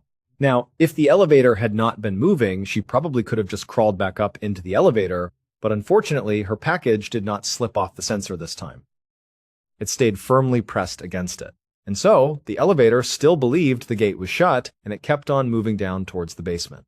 As soon as Carrie fell into this narrow space, the downward movement of the elevator would have pulled her into that space, crushing her up against the inside of the elevator shaft wall as the heavy car forced its way down past her. But the car didn't even make it all the way to the basement. It stopped once Carrie's body was pinned perfectly between the elevator car and the elevator shaft walls. When the fire department finally arrived, it was far too late. Carrie was already deceased. On Thanksgiving morning in the year 1900, and one 8-year-old named Thomas Pedler told his mother that he was just going out for a little bit, but that he would definitely be back in time for the turkey dinner that afternoon. Then he grabbed his jacket and his coat and headed out the door. Thomas lived in a very working-class neighborhood in San Francisco, California. It was the kind of place where, generally speaking, nothing big or exciting ever really happened. It was a neighborhood where people just worked hard, and that was about it. But on this particular day, something huge was happening in Thomas's neighborhood. The big annual football game between Stanford University and the University of California was taking place at the stadium right in Thomas's district. They were expecting over 20,000 people to cram into that stadium. Thomas was not about to miss this incredible spectacle, even though he didn't have enough money to buy a ticket. He was determined that he would find a way to watch this game. So, Thomas left his house and ran to the stadium, which was not far from where he lived. He waited in front of the main gate where all these people were streaming in to get into the stadium. Around 11:00 in the morning, Thomas's very close friend, Charles, who was also a young man, made his way to the front gate. The two met up, and at first, their plan was to try to sneak in with the huge horde of people that were making their way into the stadium. But even though they were still hours away from the opening kickoff of the big game, which was at 2:30 the afternoon, the stadium was already completely packed. There was literally nowhere to sit, and there was nowhere to stand. Even people who had tickets and were going in were looking around, wondering where on earth they were going to watch the game from. So, Thomas and Charles realized, what's the point of sneaking in if there's nowhere to even see the field? They decided they needed to find another way to watch this game. They began looking around the outside of the stadium, and they noticed there was a huge fence that lined the entire perimeter of the stadium. They saw that some people had already climbed up onto this fence, trying to get a view down onto the field. Thomas and Charles decided they would try to do that too, but they quickly saw that all the good spots on the fence were already taken. The few spots that were still open provided absolutely no view of the field. So that option didn't work either. Thomas and Charles were getting frustrated. They were starting to worry that they were going to miss the big game entirely. But as they walked back over to the front gates of the stadium, they happened to notice a group of people across the street. This group was rushing over to a big white brick factory building. They were literally placing ladders up against the sides of this building and beginning to climb up it. This was a 5-story building, and people were just free climbing the windows and the fire escapes to get to the top. Thomas and Charles realized that the roof of this factory was flat, and that it provided a perfect, unobstructed view down onto the football field. All of these people were trying to get a good seat to watch the game. Without any hesitation, Thomas and Charles decided they were going to do the same thing.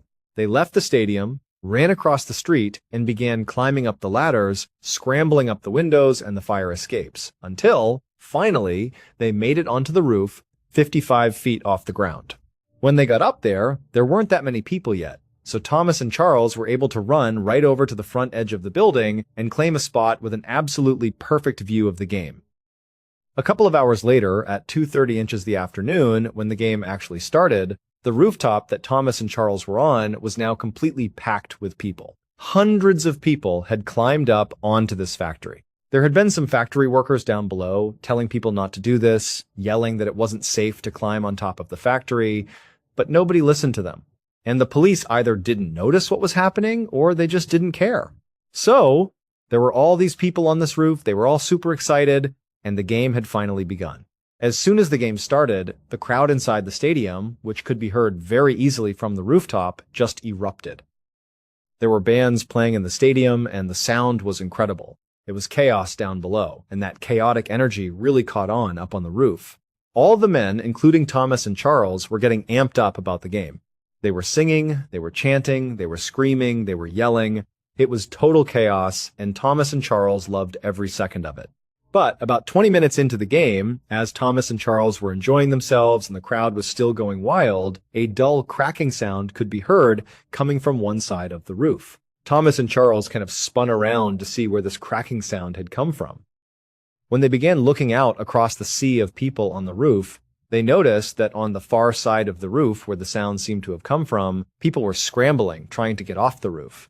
But before Thomas and Charles and the other people around them who were watching this happen could figure out what was going on, there was a much louder cracking sound. And suddenly, the floor underneath Thomas, Charles, and everybody else on that roof collapsed. Immediately, people on the roof fell all the way to the bottom of this factory, 55 feet below. There weren't a lot of different floors inside of this factory. Instead, it was basically just one big 55-foot-high building that housed a massive brick structure right in the center. This brick structure was almost as tall as the entire factory itself. It was almost like the factory was just a shell built around this smaller 40-foot-tall brick structure in the middle. So, after the ceiling collapsed, Thomas fell. But miraculously, he landed on a wooden support beam that stretched across the entire factory. He managed to grab onto it, saving himself from falling all the way down. So Thomas only fell about 5 feet, and he was okay. But he didn't have a great grip on this beam. He was holding on, but just barely. Thomas turned and looked around at what had happened below him. He could hear people screaming, and he could hear the sounds of people running around on the ground floor, trying to help those who had hit the bottom. Thomas immediately began scanning the chaos for his friend Charles, and he found him. Charles was one of the other fairly lucky people. At least in Thomas's mind, Charles seemed lucky. Instead of falling from the roof all the way to the ground, Charles and about 15 or 20 other people had fallen right onto that big brick structure that made up the main part of the factory. So Charles had only fallen maybe 10 or 15 feet onto this structure. Thomas was thinking, oh, Charles and these other people, they've survived the fall. They're okay. However, the second that Charles and the others who had supposedly been saved by landing on this brick structure hit it, despite not suffering catastrophic injuries like broken bones, these people on the brick structure began letting out these primal, blood-curdling screams. And as they did, loud popping sounds began coming from their bodies. Then, their bodies began contorting forward, almost like a bug rolling up onto itself. It would turn out this factory was not a normal factory. This was a glass factory. And in order to make glass, you need to heat sand and other chemicals up to extraordinarily high temperatures. You need a furnace that can literally burn hotter than lava. And so that huge brick structure that was housed in the middle of this 5-story tall factory was a glass furnace. And it was on. Even though the inside of this furnace was the hottest place, at over 4,000 degrees Fahrenheit, the outside of this furnace, where Charles and the others had landed, was still extremely hot. It was so hot that the factory workers couldn't even go near the furnace, even with special protective equipment on. The only way they could work with this furnace was by using long metal pokers to work the flames and the glass from a distance. So, the instant that Charles and the others landed on the top of this furnace, they began to light on fire. Those snapping sounds that were coming from their bodies was the sound of them instantly igniting. Thomas and the others who had initially survived this horrible collapse could only watch in horror as Charles and the others shrieked, and their bodies continued to contort as they burned and smoldered. Charles's body rolled up so tightly that he began to roll down the curved side of the furnace. At some point, his body slipped into a crack in the furnace, and he actually fell into the flames inside, at which point he finally went silent.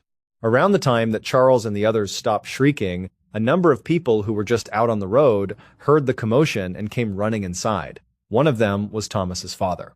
In a terrible twist of fate, he looked up and saw his son Thomas clinging to that beam. But it was so hot inside the factory that Thomas was sweating profusely. He was losing his grip, and it was getting really hard to hold on to the beam. And his father watched as Thomas lost his grip and fell the remaining 10 feet down onto the furnace exterior. He landed feet first, then he fell onto his stomach and his face. He immediately ignited on fire, began shrieking, and then he too went silent. All told, 23 people would be killed during this roof collapse, and dozens more would be horribly injured and disfigured. This collapse goes down as one of the very worst disasters in sports history. However, on this day, the crowd inside the stadium was so caught up in the game that they actually didn't notice this horrible tragedy taking place just 100 feet away from where they were. It wasn't until the end of the game, when the winning team's fans carried their players out of the stadium in a kind of spontaneous victory parade, that they walked out onto the street and saw all the burnt, rolled-up corpses of the people who had landed on the furnace. In 1996, a 21-year-old named Katie Fleming was studying French at the University of Oregon.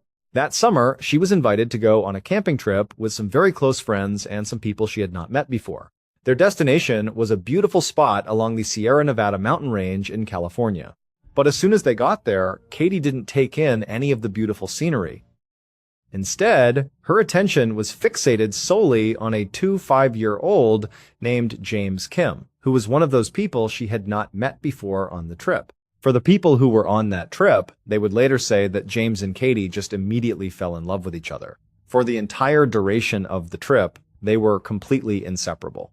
And when they got back from the trip, James actually moved from Seattle, Washington down to Oregon to be with Katie. After Katie graduated from college, the two of them got married in Las Vegas and then settled down in San Francisco. James, who had always loved technology, was quickly hired by a major tech company. His job was to try out new technology and then write reviews for the average consumer. Basically, James got paid to play with the latest toys, and he absolutely loved his job. The couple also opened two of their own boutique stores in San Francisco. One was an apothecary, and the other sold eccentric clothing. Those two shops were managed full-time by Katie. By 2006, the Kim family had become very successful financially, and they had also grown in size. They now had a 4-year-old daughter named Penelope and a 7-month-old daughter named Sabine. Katie and James both adored their kids, but James especially was known for blowing off virtually everything and anyone just to be with his daughters. In fact, his friends and family would say you couldn't even have a conversation with James if his daughters were in the same room. He would just get distracted and stare at his daughters, and then he would eventually just leave the conversation mid-sentence to go play with them. James was also known to bring his daughters to work with him virtually every chance he got, even if it wasn't really allowed at his company. On Friday, November 17th, James, Katie, and their two daughters loaded up into their station wagon and then drove north to Seattle. They planned on spending the Thanksgiving holiday with James's aunt and uncle who lived in the city.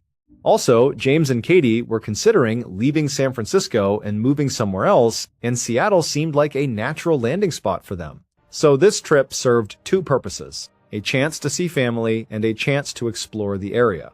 Late on that Friday night, after a very long drive, they finally arrived in Seattle. For the next couple of days, they had a wonderful time visiting with family and having a big Thanksgiving dinner. On Friday, November 24th, the day after Thanksgiving, James, Katie, and their daughters loaded back up into their station wagon early in the morning. They said goodbye to James's aunt and uncle, and then they hit the road. But instead of just driving straight all the way back to San Francisco, which would have taken the entire day and then some, they decided to make a stop in Portland, Oregon. One of Katie's very close friends from college was going to meet them there for lunch. After about a 4-hour drive, they arrived in Portland, met up with Katie's friend, and had a nice lunch. Afterwards, the family retired to a hotel where they crashed for the night. The next morning, the original plan was to just get in the car and drive all the way back to San Francisco. But Katie suggested to James that instead of just driving all day, they should stay in Portland for part of the day, leave in the afternoon, and then stop somewhere between Portland and home. They would break up the long drive one more time. James thought it was a great idea. They pulled out a map, and Katie found a nice, family-friendly vacation spot that was almost exactly halfway between where they were and their home in San Francisco. It was called the 22-Ton Lodge, and it was located on the coast of Oregon in a town called Gold Beach. James and Katie thought it was perfect. This was exactly what they needed. Katie called the lodge and made reservations for that night. That afternoon, after the family had spent a nice day in Portland, they hopped back in the car and began traveling south towards the lodge. At about 8:30 inches the evening, the family was still on the road making their way when James got really hungry and said they should pull over and get a bite to eat. So, the family pulled over at a Denny's restaurant in Central Oregon. They went inside, and after a quick meal, they got back out on the road at 9 p.m. From the Denny's, it was about a 2.5-hour drive to the lodge. But after driving for 2 more hours, James realized that they had missed a turn somewhere. He told Katie about it, they looked at the map, and they realized that if they were to backtrack all the way to that missed turn, it would add several more hours onto their trip. So, they began looking for an alternative path, and they found one. Instead of going all the way west to the coast, and then all the way south to the lodge, which was their original plan, they could just go south from where they currently were until they were parallel with the lodge, and then from there, they could just cut west along a road called Bear Camp Road. It looked like it would go straight to their destination.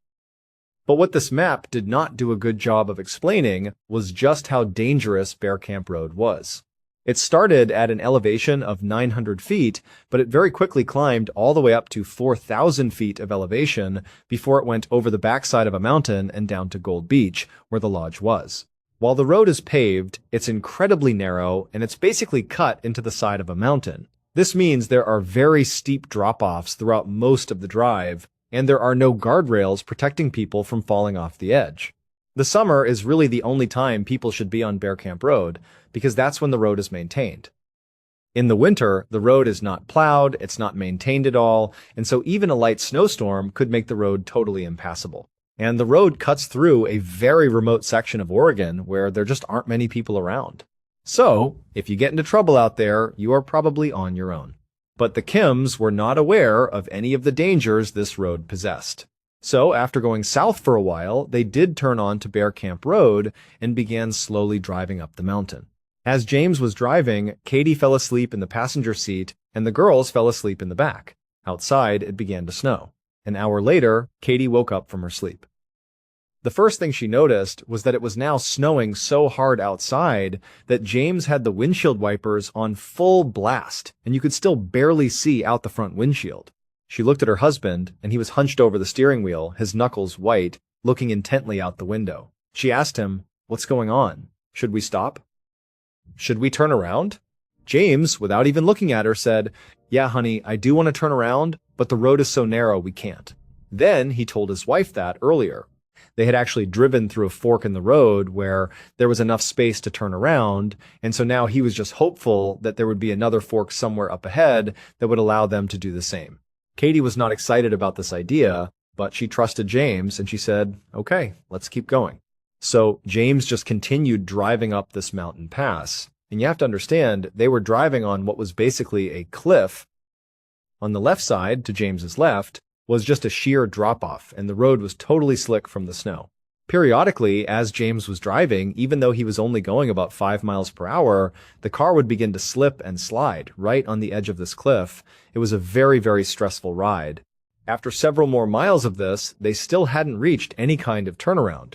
In fact, they would have to periodically stop on inclines, put on the emergency brake, and one of them would have to get out of the car and clear branches and rocks out of this tiny little road just to continue onward. Finally, Katie said to James, "You have to stop. You have to back out of here. That's our only choice right now." So, James put the car in reverse, and he opened his car door so he could look down at the edge of the cliff to make sure he didn't accidentally veer off of it. Very slowly, without even applying the gas, he began backing up, making sure he didn't go off the cliff. They did this for hours and hours. It must have been unbelievably stressful. But finally, they made it back to that fork in the road that James had seen much earlier, and now they had a decision to make. They had two paths they could take. They could turn around completely and drive nose out along the path they came in on, all the way back to the highway. But that was a very long drive, and they knew that road was treacherous with its cliff drop-off. It was really just as dangerous as what they had just been on, and they were not keen to be on that road again, considering the weather. Or they could turn left and go down the mountain on a path that was way wider than the one they had been on. It looked like a huge road, and it seemed to go straight to the bottom of the mountain. They were thinking, "We don't know where this goes. The signage isn't clear." But you have to figure, if you're going lower in elevation, the weather won't be as bad. And maybe if we go down this road, there will be houses, or a gas station, or something. Whatever it is, it's probably better than going back the way we came. So, James turned the car and began driving down this new road. Unfortunately, this was the worst choice they could have made. This road they were now on was a long, winding dead end that was used by loggers in the summer. Normally, this mistake by the Kim family would have been caught, because there was supposed to be a big yellow gate that sat across this road just a little ways past the fork, blocking all traffic from going any further. But vandals had recently come up and cut the lock on this gate, swung it open, and then locked it in the open position. So the gate was completely off the road. As the Kims drove past the spot where they normally would have been stopped, they didn't even see a gate. There was no gate anywhere, so they just kept on driving. From where this gate should have been, the road went from paved to dirt, full of potholes, and it narrowed considerably. The couple drove for 15 miles on this very tight, winding road that once again was on a cliffside. Finally, they reached another fork in the road where they could either go right or go straight, but there was no sign telling them which way led to what. James stopped the car right in the middle of this intersection, and he and Katie looked at each other. They knew they were in trouble. They got their phones out and tried to call for help, but they had no service. As they were struggling to place calls, one of them realized that it was no longer snowing. It was actually raining, and a lot of the snow on the ground seemed to be getting washed away. After not being able to place any calls for several minutes, they decided, you know what, it's 2 o'clock in the morning, we're tired, let's just sleep here. We'll leave the car running so it'll be nice and warm. And when we wake up in the morning, this rain will most likely have washed away all the snow, and we can just drive out of here. The two of them were kind of relieved as they said this out loud. The situation wasn't nearly as bad as it seemed. They would be just fine. So Katie, James, and their 2 daughters fell asleep with the car running, nice and warm. But when they woke up, Katie and James realized their situation had gotten much, much worse. At some point in the night after they had fallen asleep, the temperature must have dropped again, and that rain had turned into very heavy snow. All the water on the ground had frozen, and then almost a foot of new snow had fallen on top of it. They were completely and totally stuck. But Katie and James didn't panic. They remembered that when they first turned onto Bear Camp Road, they had seen a snowplow truck parked off on the side of the road. To them, that meant that if it snowed along Bear Camp Road, the road would get plowed. So, that day, the Kims just stayed inside their car. They ate snacks, they read books, they kept the heater on, and they waited to be rescued. But over the course of that entire day, nobody came down that road. No plows, no anybody. Katie and James continuously tried their cell phones, trying to get a signal to call for help, but they never had any service. They also continuously honked the horn in case someone was in the area who might hear them, but no one ever came to their rescue. By the end of that Sunday night, Katie and James were really starting to get worried. They had a 4-year-old and a 7-month-old. They could not be out here for very much longer. But they began to tell each other, you know what? It's Sunday. Maybe the plows don't come through on Sundays. Maybe they just don't work out here on the weekend. They convinced themselves that tomorrow, Monday, the plows would be out, they would come by, and they would save them. They also reassured each other that tomorrow, Monday, was the day they were supposed to be back in San Francisco. People were bound to notice their absence, report it to the police, and a search party would come out and save them. So tomorrow, they were going to get found. That night, Katie and James put their 2 daughters in their car seats, and James read them some bedtime stories. Then the family fell asleep. The next day, Monday, the family did a lot of the same things they did the day before. They sat in their car, they tried to keep their spirits high, they tried to use their cell phones, which didn't work. They honked their horns to get people's attention, which didn't work. They tried to ration their food, and the whole time they kept their eyes on each side of the road, hoping a plow would come through. But all day long, no trucks, no plows, nothing came down the road. Meanwhile, back in San Francisco, the family's absence was noticed by a family friend, but they didn't report it to the police because they just figured the Kim family had decided to stay out a little bit longer and would be back soon. By Monday night, Katie and James were officially terrified. They were almost out of fuel for their car, and they were almost out of food. In fact, to compensate for their low amount of food, Katie had begun not only breastfeeding her 7-month-old, but also her 4-year-old. Also, outside of their car, bears began to assemble and check them out. At first, Katie and James would scream and yell to try to scare them off, but the bears ultimately were not that fazed by them. They weren't aggressive, but it meant the family did not feel comfortable getting out of their car. They were in this very claustrophobic situation, literally trapped inside this small car where all the windows were covered with snow. They couldn't go anywhere, they couldn't call anyone, and they were running out of supplies. It was a terrifying situation to be in. Katie and James had been really strong up to this point, but around this time, they began to act scared. And their kids picked up on it and started acting scared and fearful too. The parents were trying their best to calm them down and tell them everything was going to be fine and they were going to get out of here soon. But in reality, Katie and James knew that if they didn't get found soon, they were probably going to die. The next day when they woke up, which was Tuesday, again, no cars or trucks came down either road, there were no plows, the snow just continued to pile up, and their food was running unbelievably low. At one point, James actually left the car and went out looking for bear droppings because there were bears all over the place now. He would pull the undigested berries out of their droppings, and he and Katie began eating those. But after a while, they decided that was not a good idea because they might poison themselves. Their daughters, who the day before had been acting out of fear and anxiety, were now lethargic and quiet. The parents' response to this was to start fighting with each other about whose fault this was, when in reality, they were just totally scared about what might happen to them. Meanwhile, back in San Francisco, the family had still not been reported to the police. And so that night, Tuesday night, the Kim family once again huddled up inside of their car. James read the kids some books, and then they all fell asleep. The next morning, Wednesday, they ran out of gas for their car, and so they had no way to heat themselves. James got the spare tire out of the back of the car, rounded up some magazines they had, and he lit a fire for the family to stand around and try to warm up by. It worked, but the fire very quickly died out, and they couldn't find any wood that wasn't soaking wet to put on it. Before long, they did not have a fire. All day that day, James and Katie were desperately looking up the road, hoping that a car or truck would come through. They never did. James and Katie tried their cell phones repeatedly, but they never got service. They honked their horns and screamed for help, but nobody heard them. Before long, it was dark again, and the family was huddled up inside their now freezing car. All they could hear outside was the sound of bears marching around the area.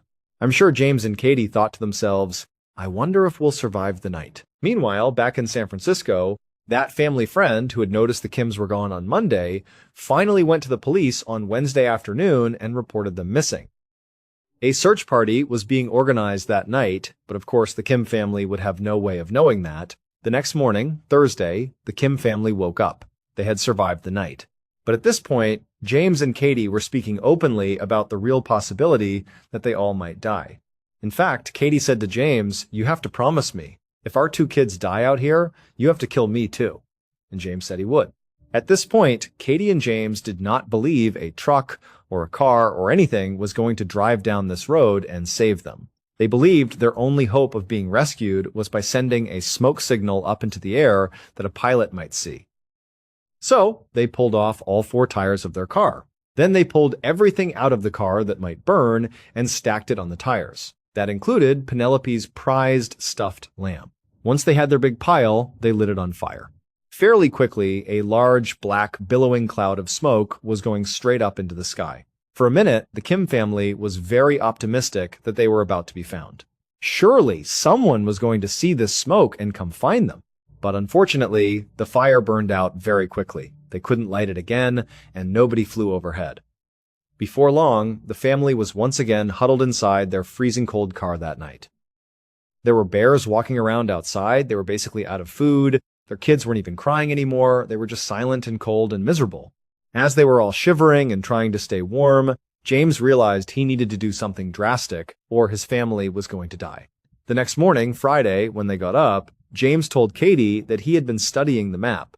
He said there was a town about 4 miles to the east called Gallus that he believed he could get to in about 2 hours. Katie immediately said, "No, you cannot leave us. We need you here. There's probably a search party out there looking for us right now. We need to stay together so we can all be found." But James's instincts were telling him that no one was coming for them, or at least no one was going to actually find them in time. Their only hope was if he ventured off and found help. Katie finally, reluctantly, agreed to let him go because he seemed so confident. At 7:45 inches the morning, James gave his two daughters a big hug and a kiss, told them he loved them and that he would see them soon. Then he hugged his wife and said he loved her, and then he turned around and walked up the road out of sight. At the same time, unbeknownst to the Kim family, hundreds of searchers and multiple helicopters were now all over Bear Camp Road looking for them. 2 days later, on Sunday, December 3rd, a full week after the family had originally gotten stuck, a helicopter pilot that was part of the search effort was flying around Bear Camp Road when he noticed footprints in the snow below. He started following these footprints. Eventually, the footprints disappeared under some trees, and he couldn't pick them up again. Without much fuel left, he decided he would just backtrack and follow the footprints back to their origin. He retraced these footprints for quite a while until he came to a clearing. In the middle of the clearing was a car, and next to the car was Katie, waving an umbrella back and forth. The pilot immediately knew who he was looking at, but he didn't have enough fuel to actually land and pick her and her family up. So instead, he just hovered down as low as he could and made good eye contact with her to reassure her. "I see you and we're coming for you." Then he marked their location on his map, He flew off to the search headquarters, and just minutes later, another helicopter was sent up. They flew to that same location and were able to land in the clearing. As soon as the pilot got out, he saw Katie running up to him carrying her two daughters, who looked like they were in pretty good shape. She was crying tears of joy and thanking him profusely. Then, when she was right up in front of him, she said, "Are you here because of my husband? Did James tell you where we were?" The pilot looked visibly confused. Katie picked up on it, and she explained how just 2 days earlier, James had left to go to the town of Gallus to get help, and he still hadn't come back yet. At this point, the pilot understood what was happening. He looked down and said, "No, ma'am, we still have not found James." Katie was devastated. She cried as she and her daughters were loaded into the helicopter, airlifted out of the forest, and brought to a hospital. There, they would all make full recoveries. Meanwhile, the search effort, which had been spread all over Bear Camp Road, was suddenly focused exclusively on the area around where their car was found. Professional trackers were brought in to look for James's tracks. They found them fairly quickly and began following them. After leaving his family to go look for help, which must have been the most difficult decision he had ever made in his entire life, James had walked 3 miles up the road they came in on. Then, instead of continuing on that road in the direction of Gallus, he deviated and walked off the road. He went straight down one of the cliffs until he hit a river. It's believed that maybe he saw the river from up on the road and thought that it would be a faster way to get to town. As he walked, he would leave behind him little bits of torn clothing and torn paper to create a trail of where he was going, presumably so he could backtrack to his family if he needed to. He got down to this river, and for several miles, he walked downstream. After being gone for at least 2 hours and not reaching the town of Gallus, he must have realized he had either gone the wrong way or he had miscalculated the distance. But either way, he did not turn around and go back to his family. Instead, he pressed on, believing he was their only hope. On he went, crossing over rivers, getting totally soaked in frigid water. He went up and down mountains, all over these totally rugged areas, in nothing but street clothes. He had on sneakers, pants, and a jacket. He had no food and no water. He just kept on going until it was nightfall. He had covered about 10 miles at this point. He laid down and he went to sleep. That night must have been absolutely horrible as he thought about his family, alone in the woods somewhere. He probably wondered if they were still alive. The temperature was in the 30s, and again, he was just in street clothes. But he survived the night. The next morning, that Saturday, he got up and he was right back at it, despite the fact that he was physically wrecked at this point. But for him, he didn't care. He was doing it for his family. All day, he hiked in and out of freezing cold streams, up and down mountains, until finally he found himself at the bottom of a deep ravine next to a river. He just fell to his knees, fell forward, and died. He had literally just kept on going, looking for help for his family, until he eventually succumbed to hypothermia. James's body was located 2 days after his wife and his daughters were successfully rescued. It would turn out the town of Gallus was not 4 miles away from the family's car, it was about 15 miles away. But that's as the crow flies, from point A to point B on a map in a straight line. When you're actually hiking in the wilderness, you don't go in straight lines because there are mountains and rivers and things that get in the way. In order to get to Gallus from where their car was, James would have had to travel 30 or 40 miles, zigging and zagging up over 4 different mountains. It was a suicide mission from the start. James ultimately covered 16 miles through some of the most treacherous terrain in the country, wearing nothing but his street clothes. The professional trackers that followed his 16-mile trail to his body called his journey superhuman. The helicopter pilot would later say he never would have found Katie and the girls had he not spotted those footprints first, and then traced them all the way back to that clearing. And it would turn out those footprints were made by James after he left his family and walked off to get help. And so, even though it cost him his life, James did ultimately save his family. In Moscow, Russia, a group of friends rented out a private section of a spa that included a steam room and a small indoor pool. After the reservations were made, an influencer named Yekaterina Didenko and all of her influencer friends began eagerly talking about how excited they were for this party on their various social media accounts. When the day finally came, February 28th, which was Didenko's birthday, she, her husband, and the 8 other people they invited all descended on the spa. They went inside to their private area, and it was great. There was food, there was alcohol, there was music. They were jumping into the pool, getting in the hot tub. and everyone was just having a great time. Everyone was taking pictures and filming and live streaming. It was going as well as it possibly could be. At some point, Didenko's husband signaled to the rest of the group, minus Didenko, and they all began to pull out these white hazardous material suits. Imagine what you would see in a movie if there was some huge chemical leak, a full-body white suit with a mask. They all started putting on these hazmat suits, and they gave one to Didenko, who put it on as well. They told her this was part of her big surprise. Now, it's unclear if Didenko actually didn't know what was going to happen next, or if she was just pretending to be surprised because it would look better on social media. This was all being filmed, and she was an influencer after all. Either way, she put on her hazmat suit. Once everyone had their suits on, Didenko's husband wheeled in a huge cooler, the kind you would bring to a picnic, and he placed it right on the edge of the pool. When he opened the lid, the crowd all gasped and laughed and smiled and filmed as huge clouds of white smoke or steam came pouring out of it. What it was roughly 55 pounds of dry ice. Dry ice is just frozen carbon dioxide. It's commonly used for things like refrigerating perishable goods for long periods of time because dry ice stays cold for a really long time. Also, because of the huge white gas clouds that come off of it, it's very commonly used as a sort of spooky decoration, and that's what Didenko's husband planned to use this dry ice for. He was going to dump it into the pool to create those big white gas clouds all over the surface of the water. They call it dry ice because as it starts to heat up, it doesn't melt into a liquid state the way frozen water does. Instead, it goes directly from a solid state to a gas state. Dry ice is considered to be quite hazardous if it's handled inappropriately. And while these partygoers all had their hazmat suits on, it's unlikely they were actually wearing them for safety. It's far more likely they were wearing them because it would look good on social media and would kind of hype up the stunt they were about to do. After the dry ice was revealed inside the cooler, Didenko's husband and another one of the partygoers grabbed the sides of the cooler and they dumped its entire contents directly into the water. As soon as the dry ice hit the water, it rapidly began to warm up, which caused a massive, almost explosive release of carbon dioxide gas that completely filled the lower half of the room. None of the partygoers were even a little bit fazed by what was happening. They didn't realize how dangerous this actually was. They were just filming and laughing and thinking this was so cool. Then, Didenko's husband actually leaped through the cloud of gas into the water and disappeared below the surface. Shortly after that, 2 other partygoers also leaped into the pool. One of the main reasons dry ice is considered to be so hazardous if handled inappropriately is because it emits carbon dioxide gas, which at high concentrations will displace oxygen.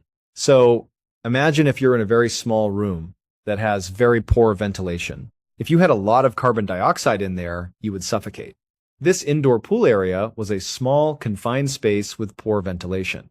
So, the 7 people who were still on the pool deck shortly after the dry ice had been tossed into the pool started to realize it was really hard to breathe. The oxygen was basically being sucked out of the room. They were able to turn and actually run out of the pool deck area before it was too late. Meanwhile, Didenko's husband and the other 2 people who had leaped into the pool, when they came back to the surface, they took a breath thinking they would be breathing in oxygen. But instead, they breathed in an entire lungful of concentrated carbon dioxide. In addition to displacing oxygen at higher concentrations inside of confined spaces with poor ventilation, carbon dioxide is also poisonous. So, when the 3 of them surfaced, they breathed in this poisonous gas. This caused 2 of them to immediately pass out and then die right there in the water. The 3rd person, Didenko's husband, managed to stay conscious enough that he was able to barely climb out of the pool. He tried to get to the door, but he couldn't get out in time. Eventually, he was pulled out and rushed to the hospital, but he would later die not only from carbon dioxide poisoning, but also from having gone without oxygen for as long as he had. Thank you so much for watching. Let me know what you thought of today's episode in the comments. And remember, we have a whole playlist of true crime episodes ready for you to binge right now. Until next time, see ya. On the morning of the 23rd of July 2006, a 74-year-old artist named Maurice Agus was standing in Riverside Park in a town called Chester-le-Street in England. And he was not happy. He paced back and forth on the grass, his hands clasped behind his back, looking at the massive, brightly colored structure that was supposed to be his masterpiece. This was supposed to be one of the biggest, most important days of his entire 40-year career. But right now, things were going wrong. The exhibit was called Dream Space, and it was enormous. Imagine something about half the size of a soccer field, made of translucent, colored plastic, all inflated to create a sprawling network of interconnected tunnels and domes. The whole idea was for people to walk through it, to get lost in this world of color and light and sound. Maurice had designed it so that visitors could wander from a red room to a blue room to a yellow room, and the changing colors, combined with soft ambient music piped throughout the structure, would create an immersive, almost meditative experience. It was art you could walk into and live inside, if only for a little while. And this was by far the biggest and most ambitious physical exhibit Maurice had ever attempted. It had taken months of planning, a huge amount of money, and a dedicated team to get it built and transported here. Naturally, there had been some issues along the way, some construction hiccups and logistical headaches, but Maurice was sure it would all be worth it. He knew that placing it right in the middle of a popular public park on a summer weekend meant it was going to be seen by a lot of people. This was his chance to bring his art to the masses, to give them an experience they would never forget. But before they could officially open the doors to the public, there was still one more hiccup to deal with, and it was a big one. When Maurice had arrived at the park early that morning, ready for the grand opening, he'd done a final inspection, and his heart sank. He realized that part of his exhibit hadn't been set up correctly. Some sections weren't fully inflated, and more importantly, the anchoring system, the network of ropes and pegs that held the massive inflatable to the ground, wasn't complete. He and his staff immediately got to work, rushing around to fix everything. They had to reinflate certain chambers, adjust the tension on some of the ropes, and add some finishing touches to the exterior to make it look perfect. Maurice was a perfectionist, and he couldn't stand the thought of people seeing his masterpiece in a state that was anything less than flawless. But as he worked, he could feel the pressure mounting. He knew they really, really needed to hurry. Making all these last-minute changes was eating up precious time. They were supposed to open at 10 a.m., and it was already well past that. And Maurice could see with his own eyes the consequences of the delay. A queue was forming at the entrance. People who had already bought tickets online, families with their kids, couples on a day out, they were all lining up, looking at the closed entrance with confusion and a growing sense of annoyance. Maurice could just imagine what they were thinking. What was the holdup? Why weren't they being let inside? And a knot of fear tightened in his stomach. He was terrified that if he didn't get this thing open soon, people would just give up. They'd ask for refunds, they'd walk away, and they would never get to see how amazing his masterpiece truly was. After all his work, all his passion, the thought of it being a failure before it even opened was just devastating. So, at a certain point, Maurice just had to make a call. He stepped back and took a long look at what he and his staff had managed to fix so far. Things were looking better. They had addressed the most obvious cosmetic issues. The structure looked full and inviting. And even though, as a perfectionist, he would have loved to spend another hour or two tweaking things and making absolutely sure every single safety protocol was double and triple checked, he decided that getting Dreamspace open right now was far more important. It was good enough. So he turned to his staff, who were still working on securing some of the anchors at the back of the structure, and told them to stop what they were doing. He instructed them to go to the entrance and start letting the visitors in. The masterpiece was finally open for business. A few hours later, around 3:15 inches the afternoon, a 68-year-old woman named Elizabeth Collings walked into that same park. She was with her 14-year-old grandson, and they were just out for a casual stroll. They lived nearby, and it was just the perfect day for it. It was sunny and warm, but a light breeze was blowing, keeping things from getting too hot. Elizabeth was enjoying the simple pleasure of the moment, the wind in her hair, her grandson happily walking beside her. She felt completely at peace.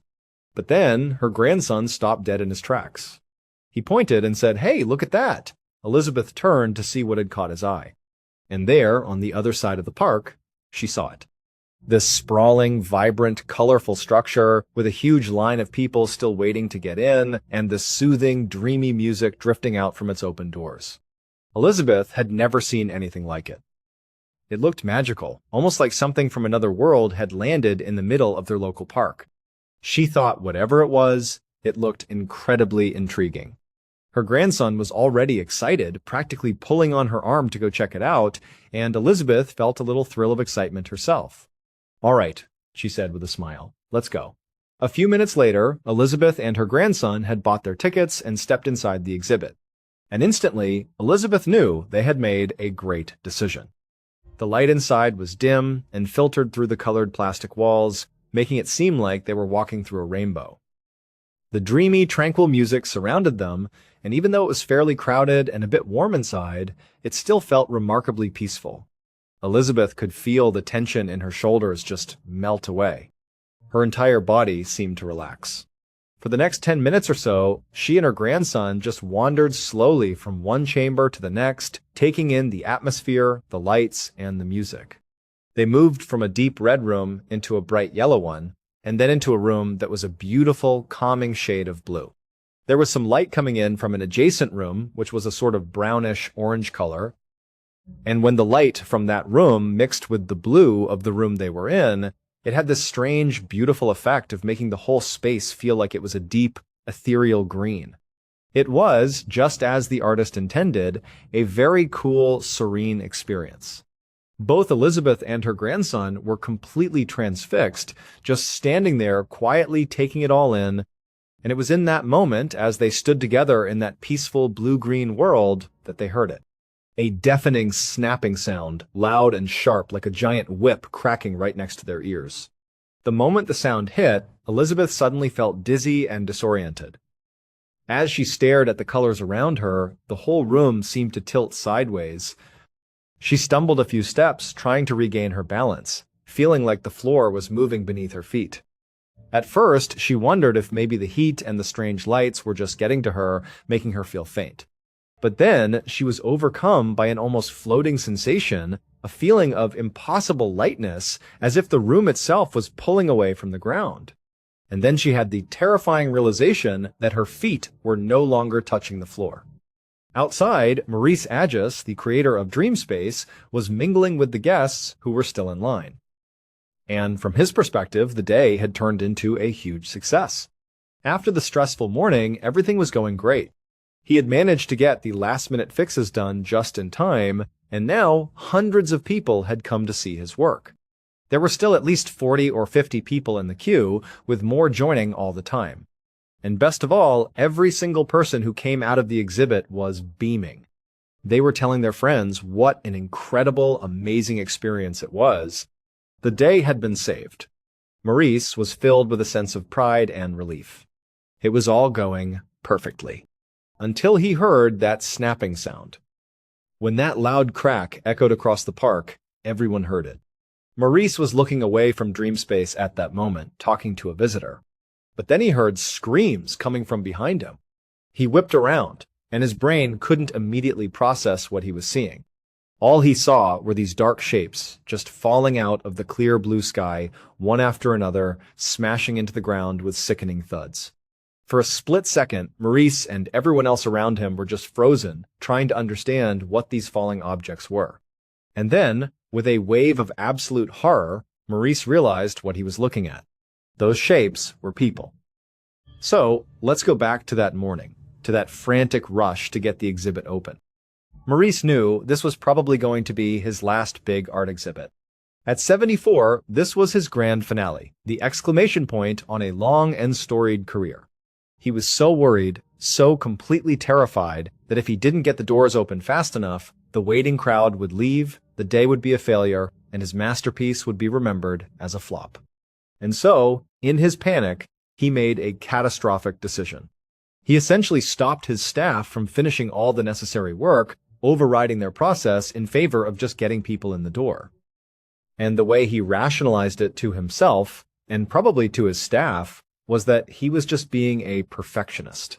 He told himself that he would have times liked, times to have done all the fixes, but that he had done times enough. He told himself it was good enough, and that was all that mattered. But the problem was, it wasn't good enough. Some of the things he overlooked, the things his staff were in the middle of doing when he told them to stop, were not just cosmetic touches. They were vital safety precautions. The most critical of these missed safety steps involved tying down a series of extra ropes to anchor the massive exhibit securely to the ground. The staff, following standard procedure, had already tied down the front of the structure, the part that was most visible to the public and the entrance. But because Maurice rushed them to get the place open, they hadn't finished anchoring the back of the exhibit. They had the ropes, they had the heavy-duty pegs, but they were told to leave them and go man the entrance instead. This would turn out to be a fatal oversight. You see, Dreamspace was not a regular, permanent building. It wasn't made of brick and concrete with a real foundation. It was, in essence, a gigantic, intricately designed, bouncy castle. It was an inflatable structure made of thin sheets of PVC plastic, the same kind of material shower curtains are made of.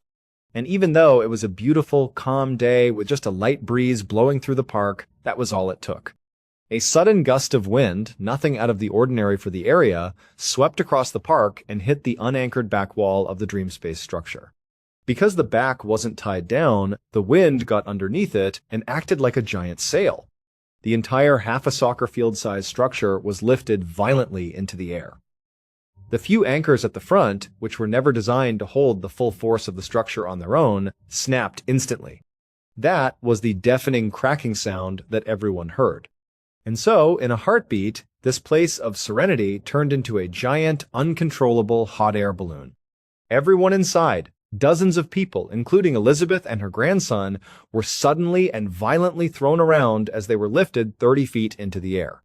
They were all trapped inside this twisting, contorting plastic bubble with no way to get out and no way to control it. As the wind picked up and pushed the structure higher and higher, the violent movements began to tear the plastic seams apart. The structure, as it writhed in the air, began to literally eject the people who were trapped inside of it. They were spit out of the torn holes and fell from a height of 30, 40, even 50 feet, crashing down onto the hard ground below. And that is why, when Maurice turned around, he saw all those people falling from the sky. The scene on the ground was one of absolute chaos and horror. People were screaming. The once peaceful park lawn was now littered with the injured and the dying. First responders rushed to the scene, but it was a nightmare. In the end, 27 people were seriously injured. Many suffered broken bones, head injuries, and severe trauma.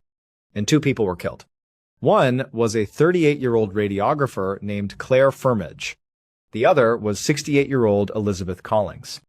Her grandson, who had been standing right beside her, survived the fall but was severely injured and had to witness his grandmother's final moments. The investigation that followed was swift and thorough. It was led by the UK's Health and Safety Executive, or HSE. When their investigators arrived, the deflated remains of Dreamspace lay like a dead creature on the grass. The first thing they did was walk the perimeter of where the structure had been, and it didn't take them long to find the flaw.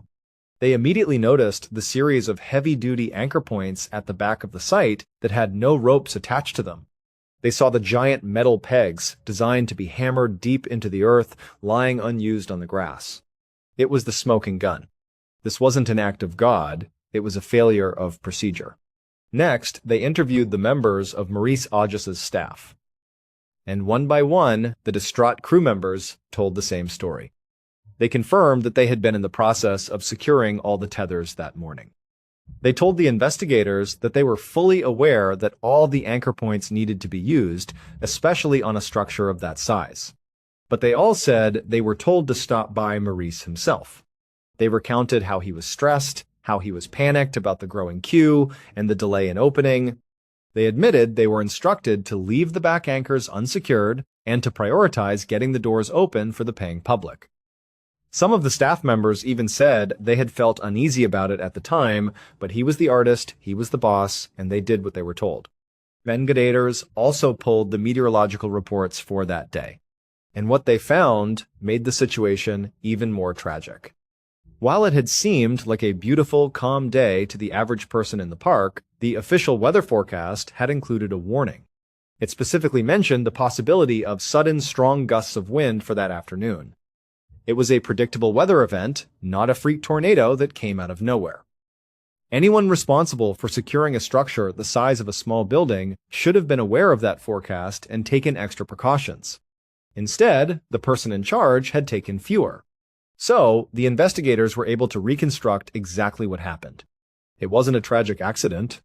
It was a chain of decisions that led directly to disaster. Maurice Agius, driven by his artistic ego and the financial pressure of his big day, made the conscious choice to cut corners on safety. He saw the waiting crowd and feared failure more than he feared the potential consequences of his haste. He willfully ignored the concerns of his own staff and, likely, the weather warnings for the day. That predictable gust of wind came, and it hit the structure at its weakest point, the unanchored rear wall. The force was immense, far too much for the few tethers at the front to handle. They snapped, and Dreamspace was launched. The chaos that followed, the fall, the injuries, the deaths of Claire Firmage and Elizabeth Collings, all of it was the direct result of that one decision made hours earlier, the decision that it was good enough. Maurice Agius was arrested and eventually charged with gross negligence manslaughter for the two deaths. The case went to trial, and it was complex. The prosecution laid out all the evidence found by the HSC. They argued that Agius, as the creator and operator of the exhibit, had a clear duty of care to his visitors, and that he had failed in that duty in the most catastrophic way possible. They portrayed him as a man who put his pride and his profits ahead of people's lives. But his defense team argued that this was simply a tragic accident. They painted Maurice as a passionate artist, not a safety engineer. They claimed he had relied on his team to handle the technical aspects and that he couldn't have possibly foreseen the terrible consequences of a light breeze. The first trial ended with a hung jury. They couldn't reach a unanimous decision. So, a second trial was held. And this time, the jury came back with a verdict. They found Maurice Agius not guilty of manslaughter. There was an audible gasp in the courtroom from the families of the victims. However, the jury did find him guilty of a lesser charge, a serious health and safety violation. For a breach that led to 2 deaths and dozens of injuries, his punishment was a fine of £10,000. This was later reduced to just £2,500 on appeal after his lawyers argued that he was an elderly man with no savings. For the families of Elizabeth Collings and Claire Firmage, the verdict was an insult. It felt like there had been no real justice for their loved ones. But despite the light legal punishment, what happened that day completely destroyed Maurice Agius. He may have avoided a prison sentence, but he was a broken man. The public backlash was immense, and his reputation as an artist was left in ruins. But more than that, he was haunted by the knowledge that his creation, his beautiful dream space that was meant to bring people peace and joy, had instead brought them terror and death. He was so devastated by the destruction his masterpiece had caused that he never made anything like it again. He retreated from the art world entirely. This was the last piece of art he ever did. And in fact, he died just 3 years later in 2009. In the end, 2 families were left with an empty space that could never be filled. A day that began with the simple, happy decision to take a walk in the park ended in an unimaginable and completely avoidable tragedy. It all came down to a few unused ropes and pegs lying on the grass and a man who, in a moment of pressure, decided that the show must go on, no matter the cost. Thank you so much for watching. Let me know what you thought of today's episode in the comments. And remember, we have a whole playlist of true crime episodes ready for you to binge right now. Until next time, see ya.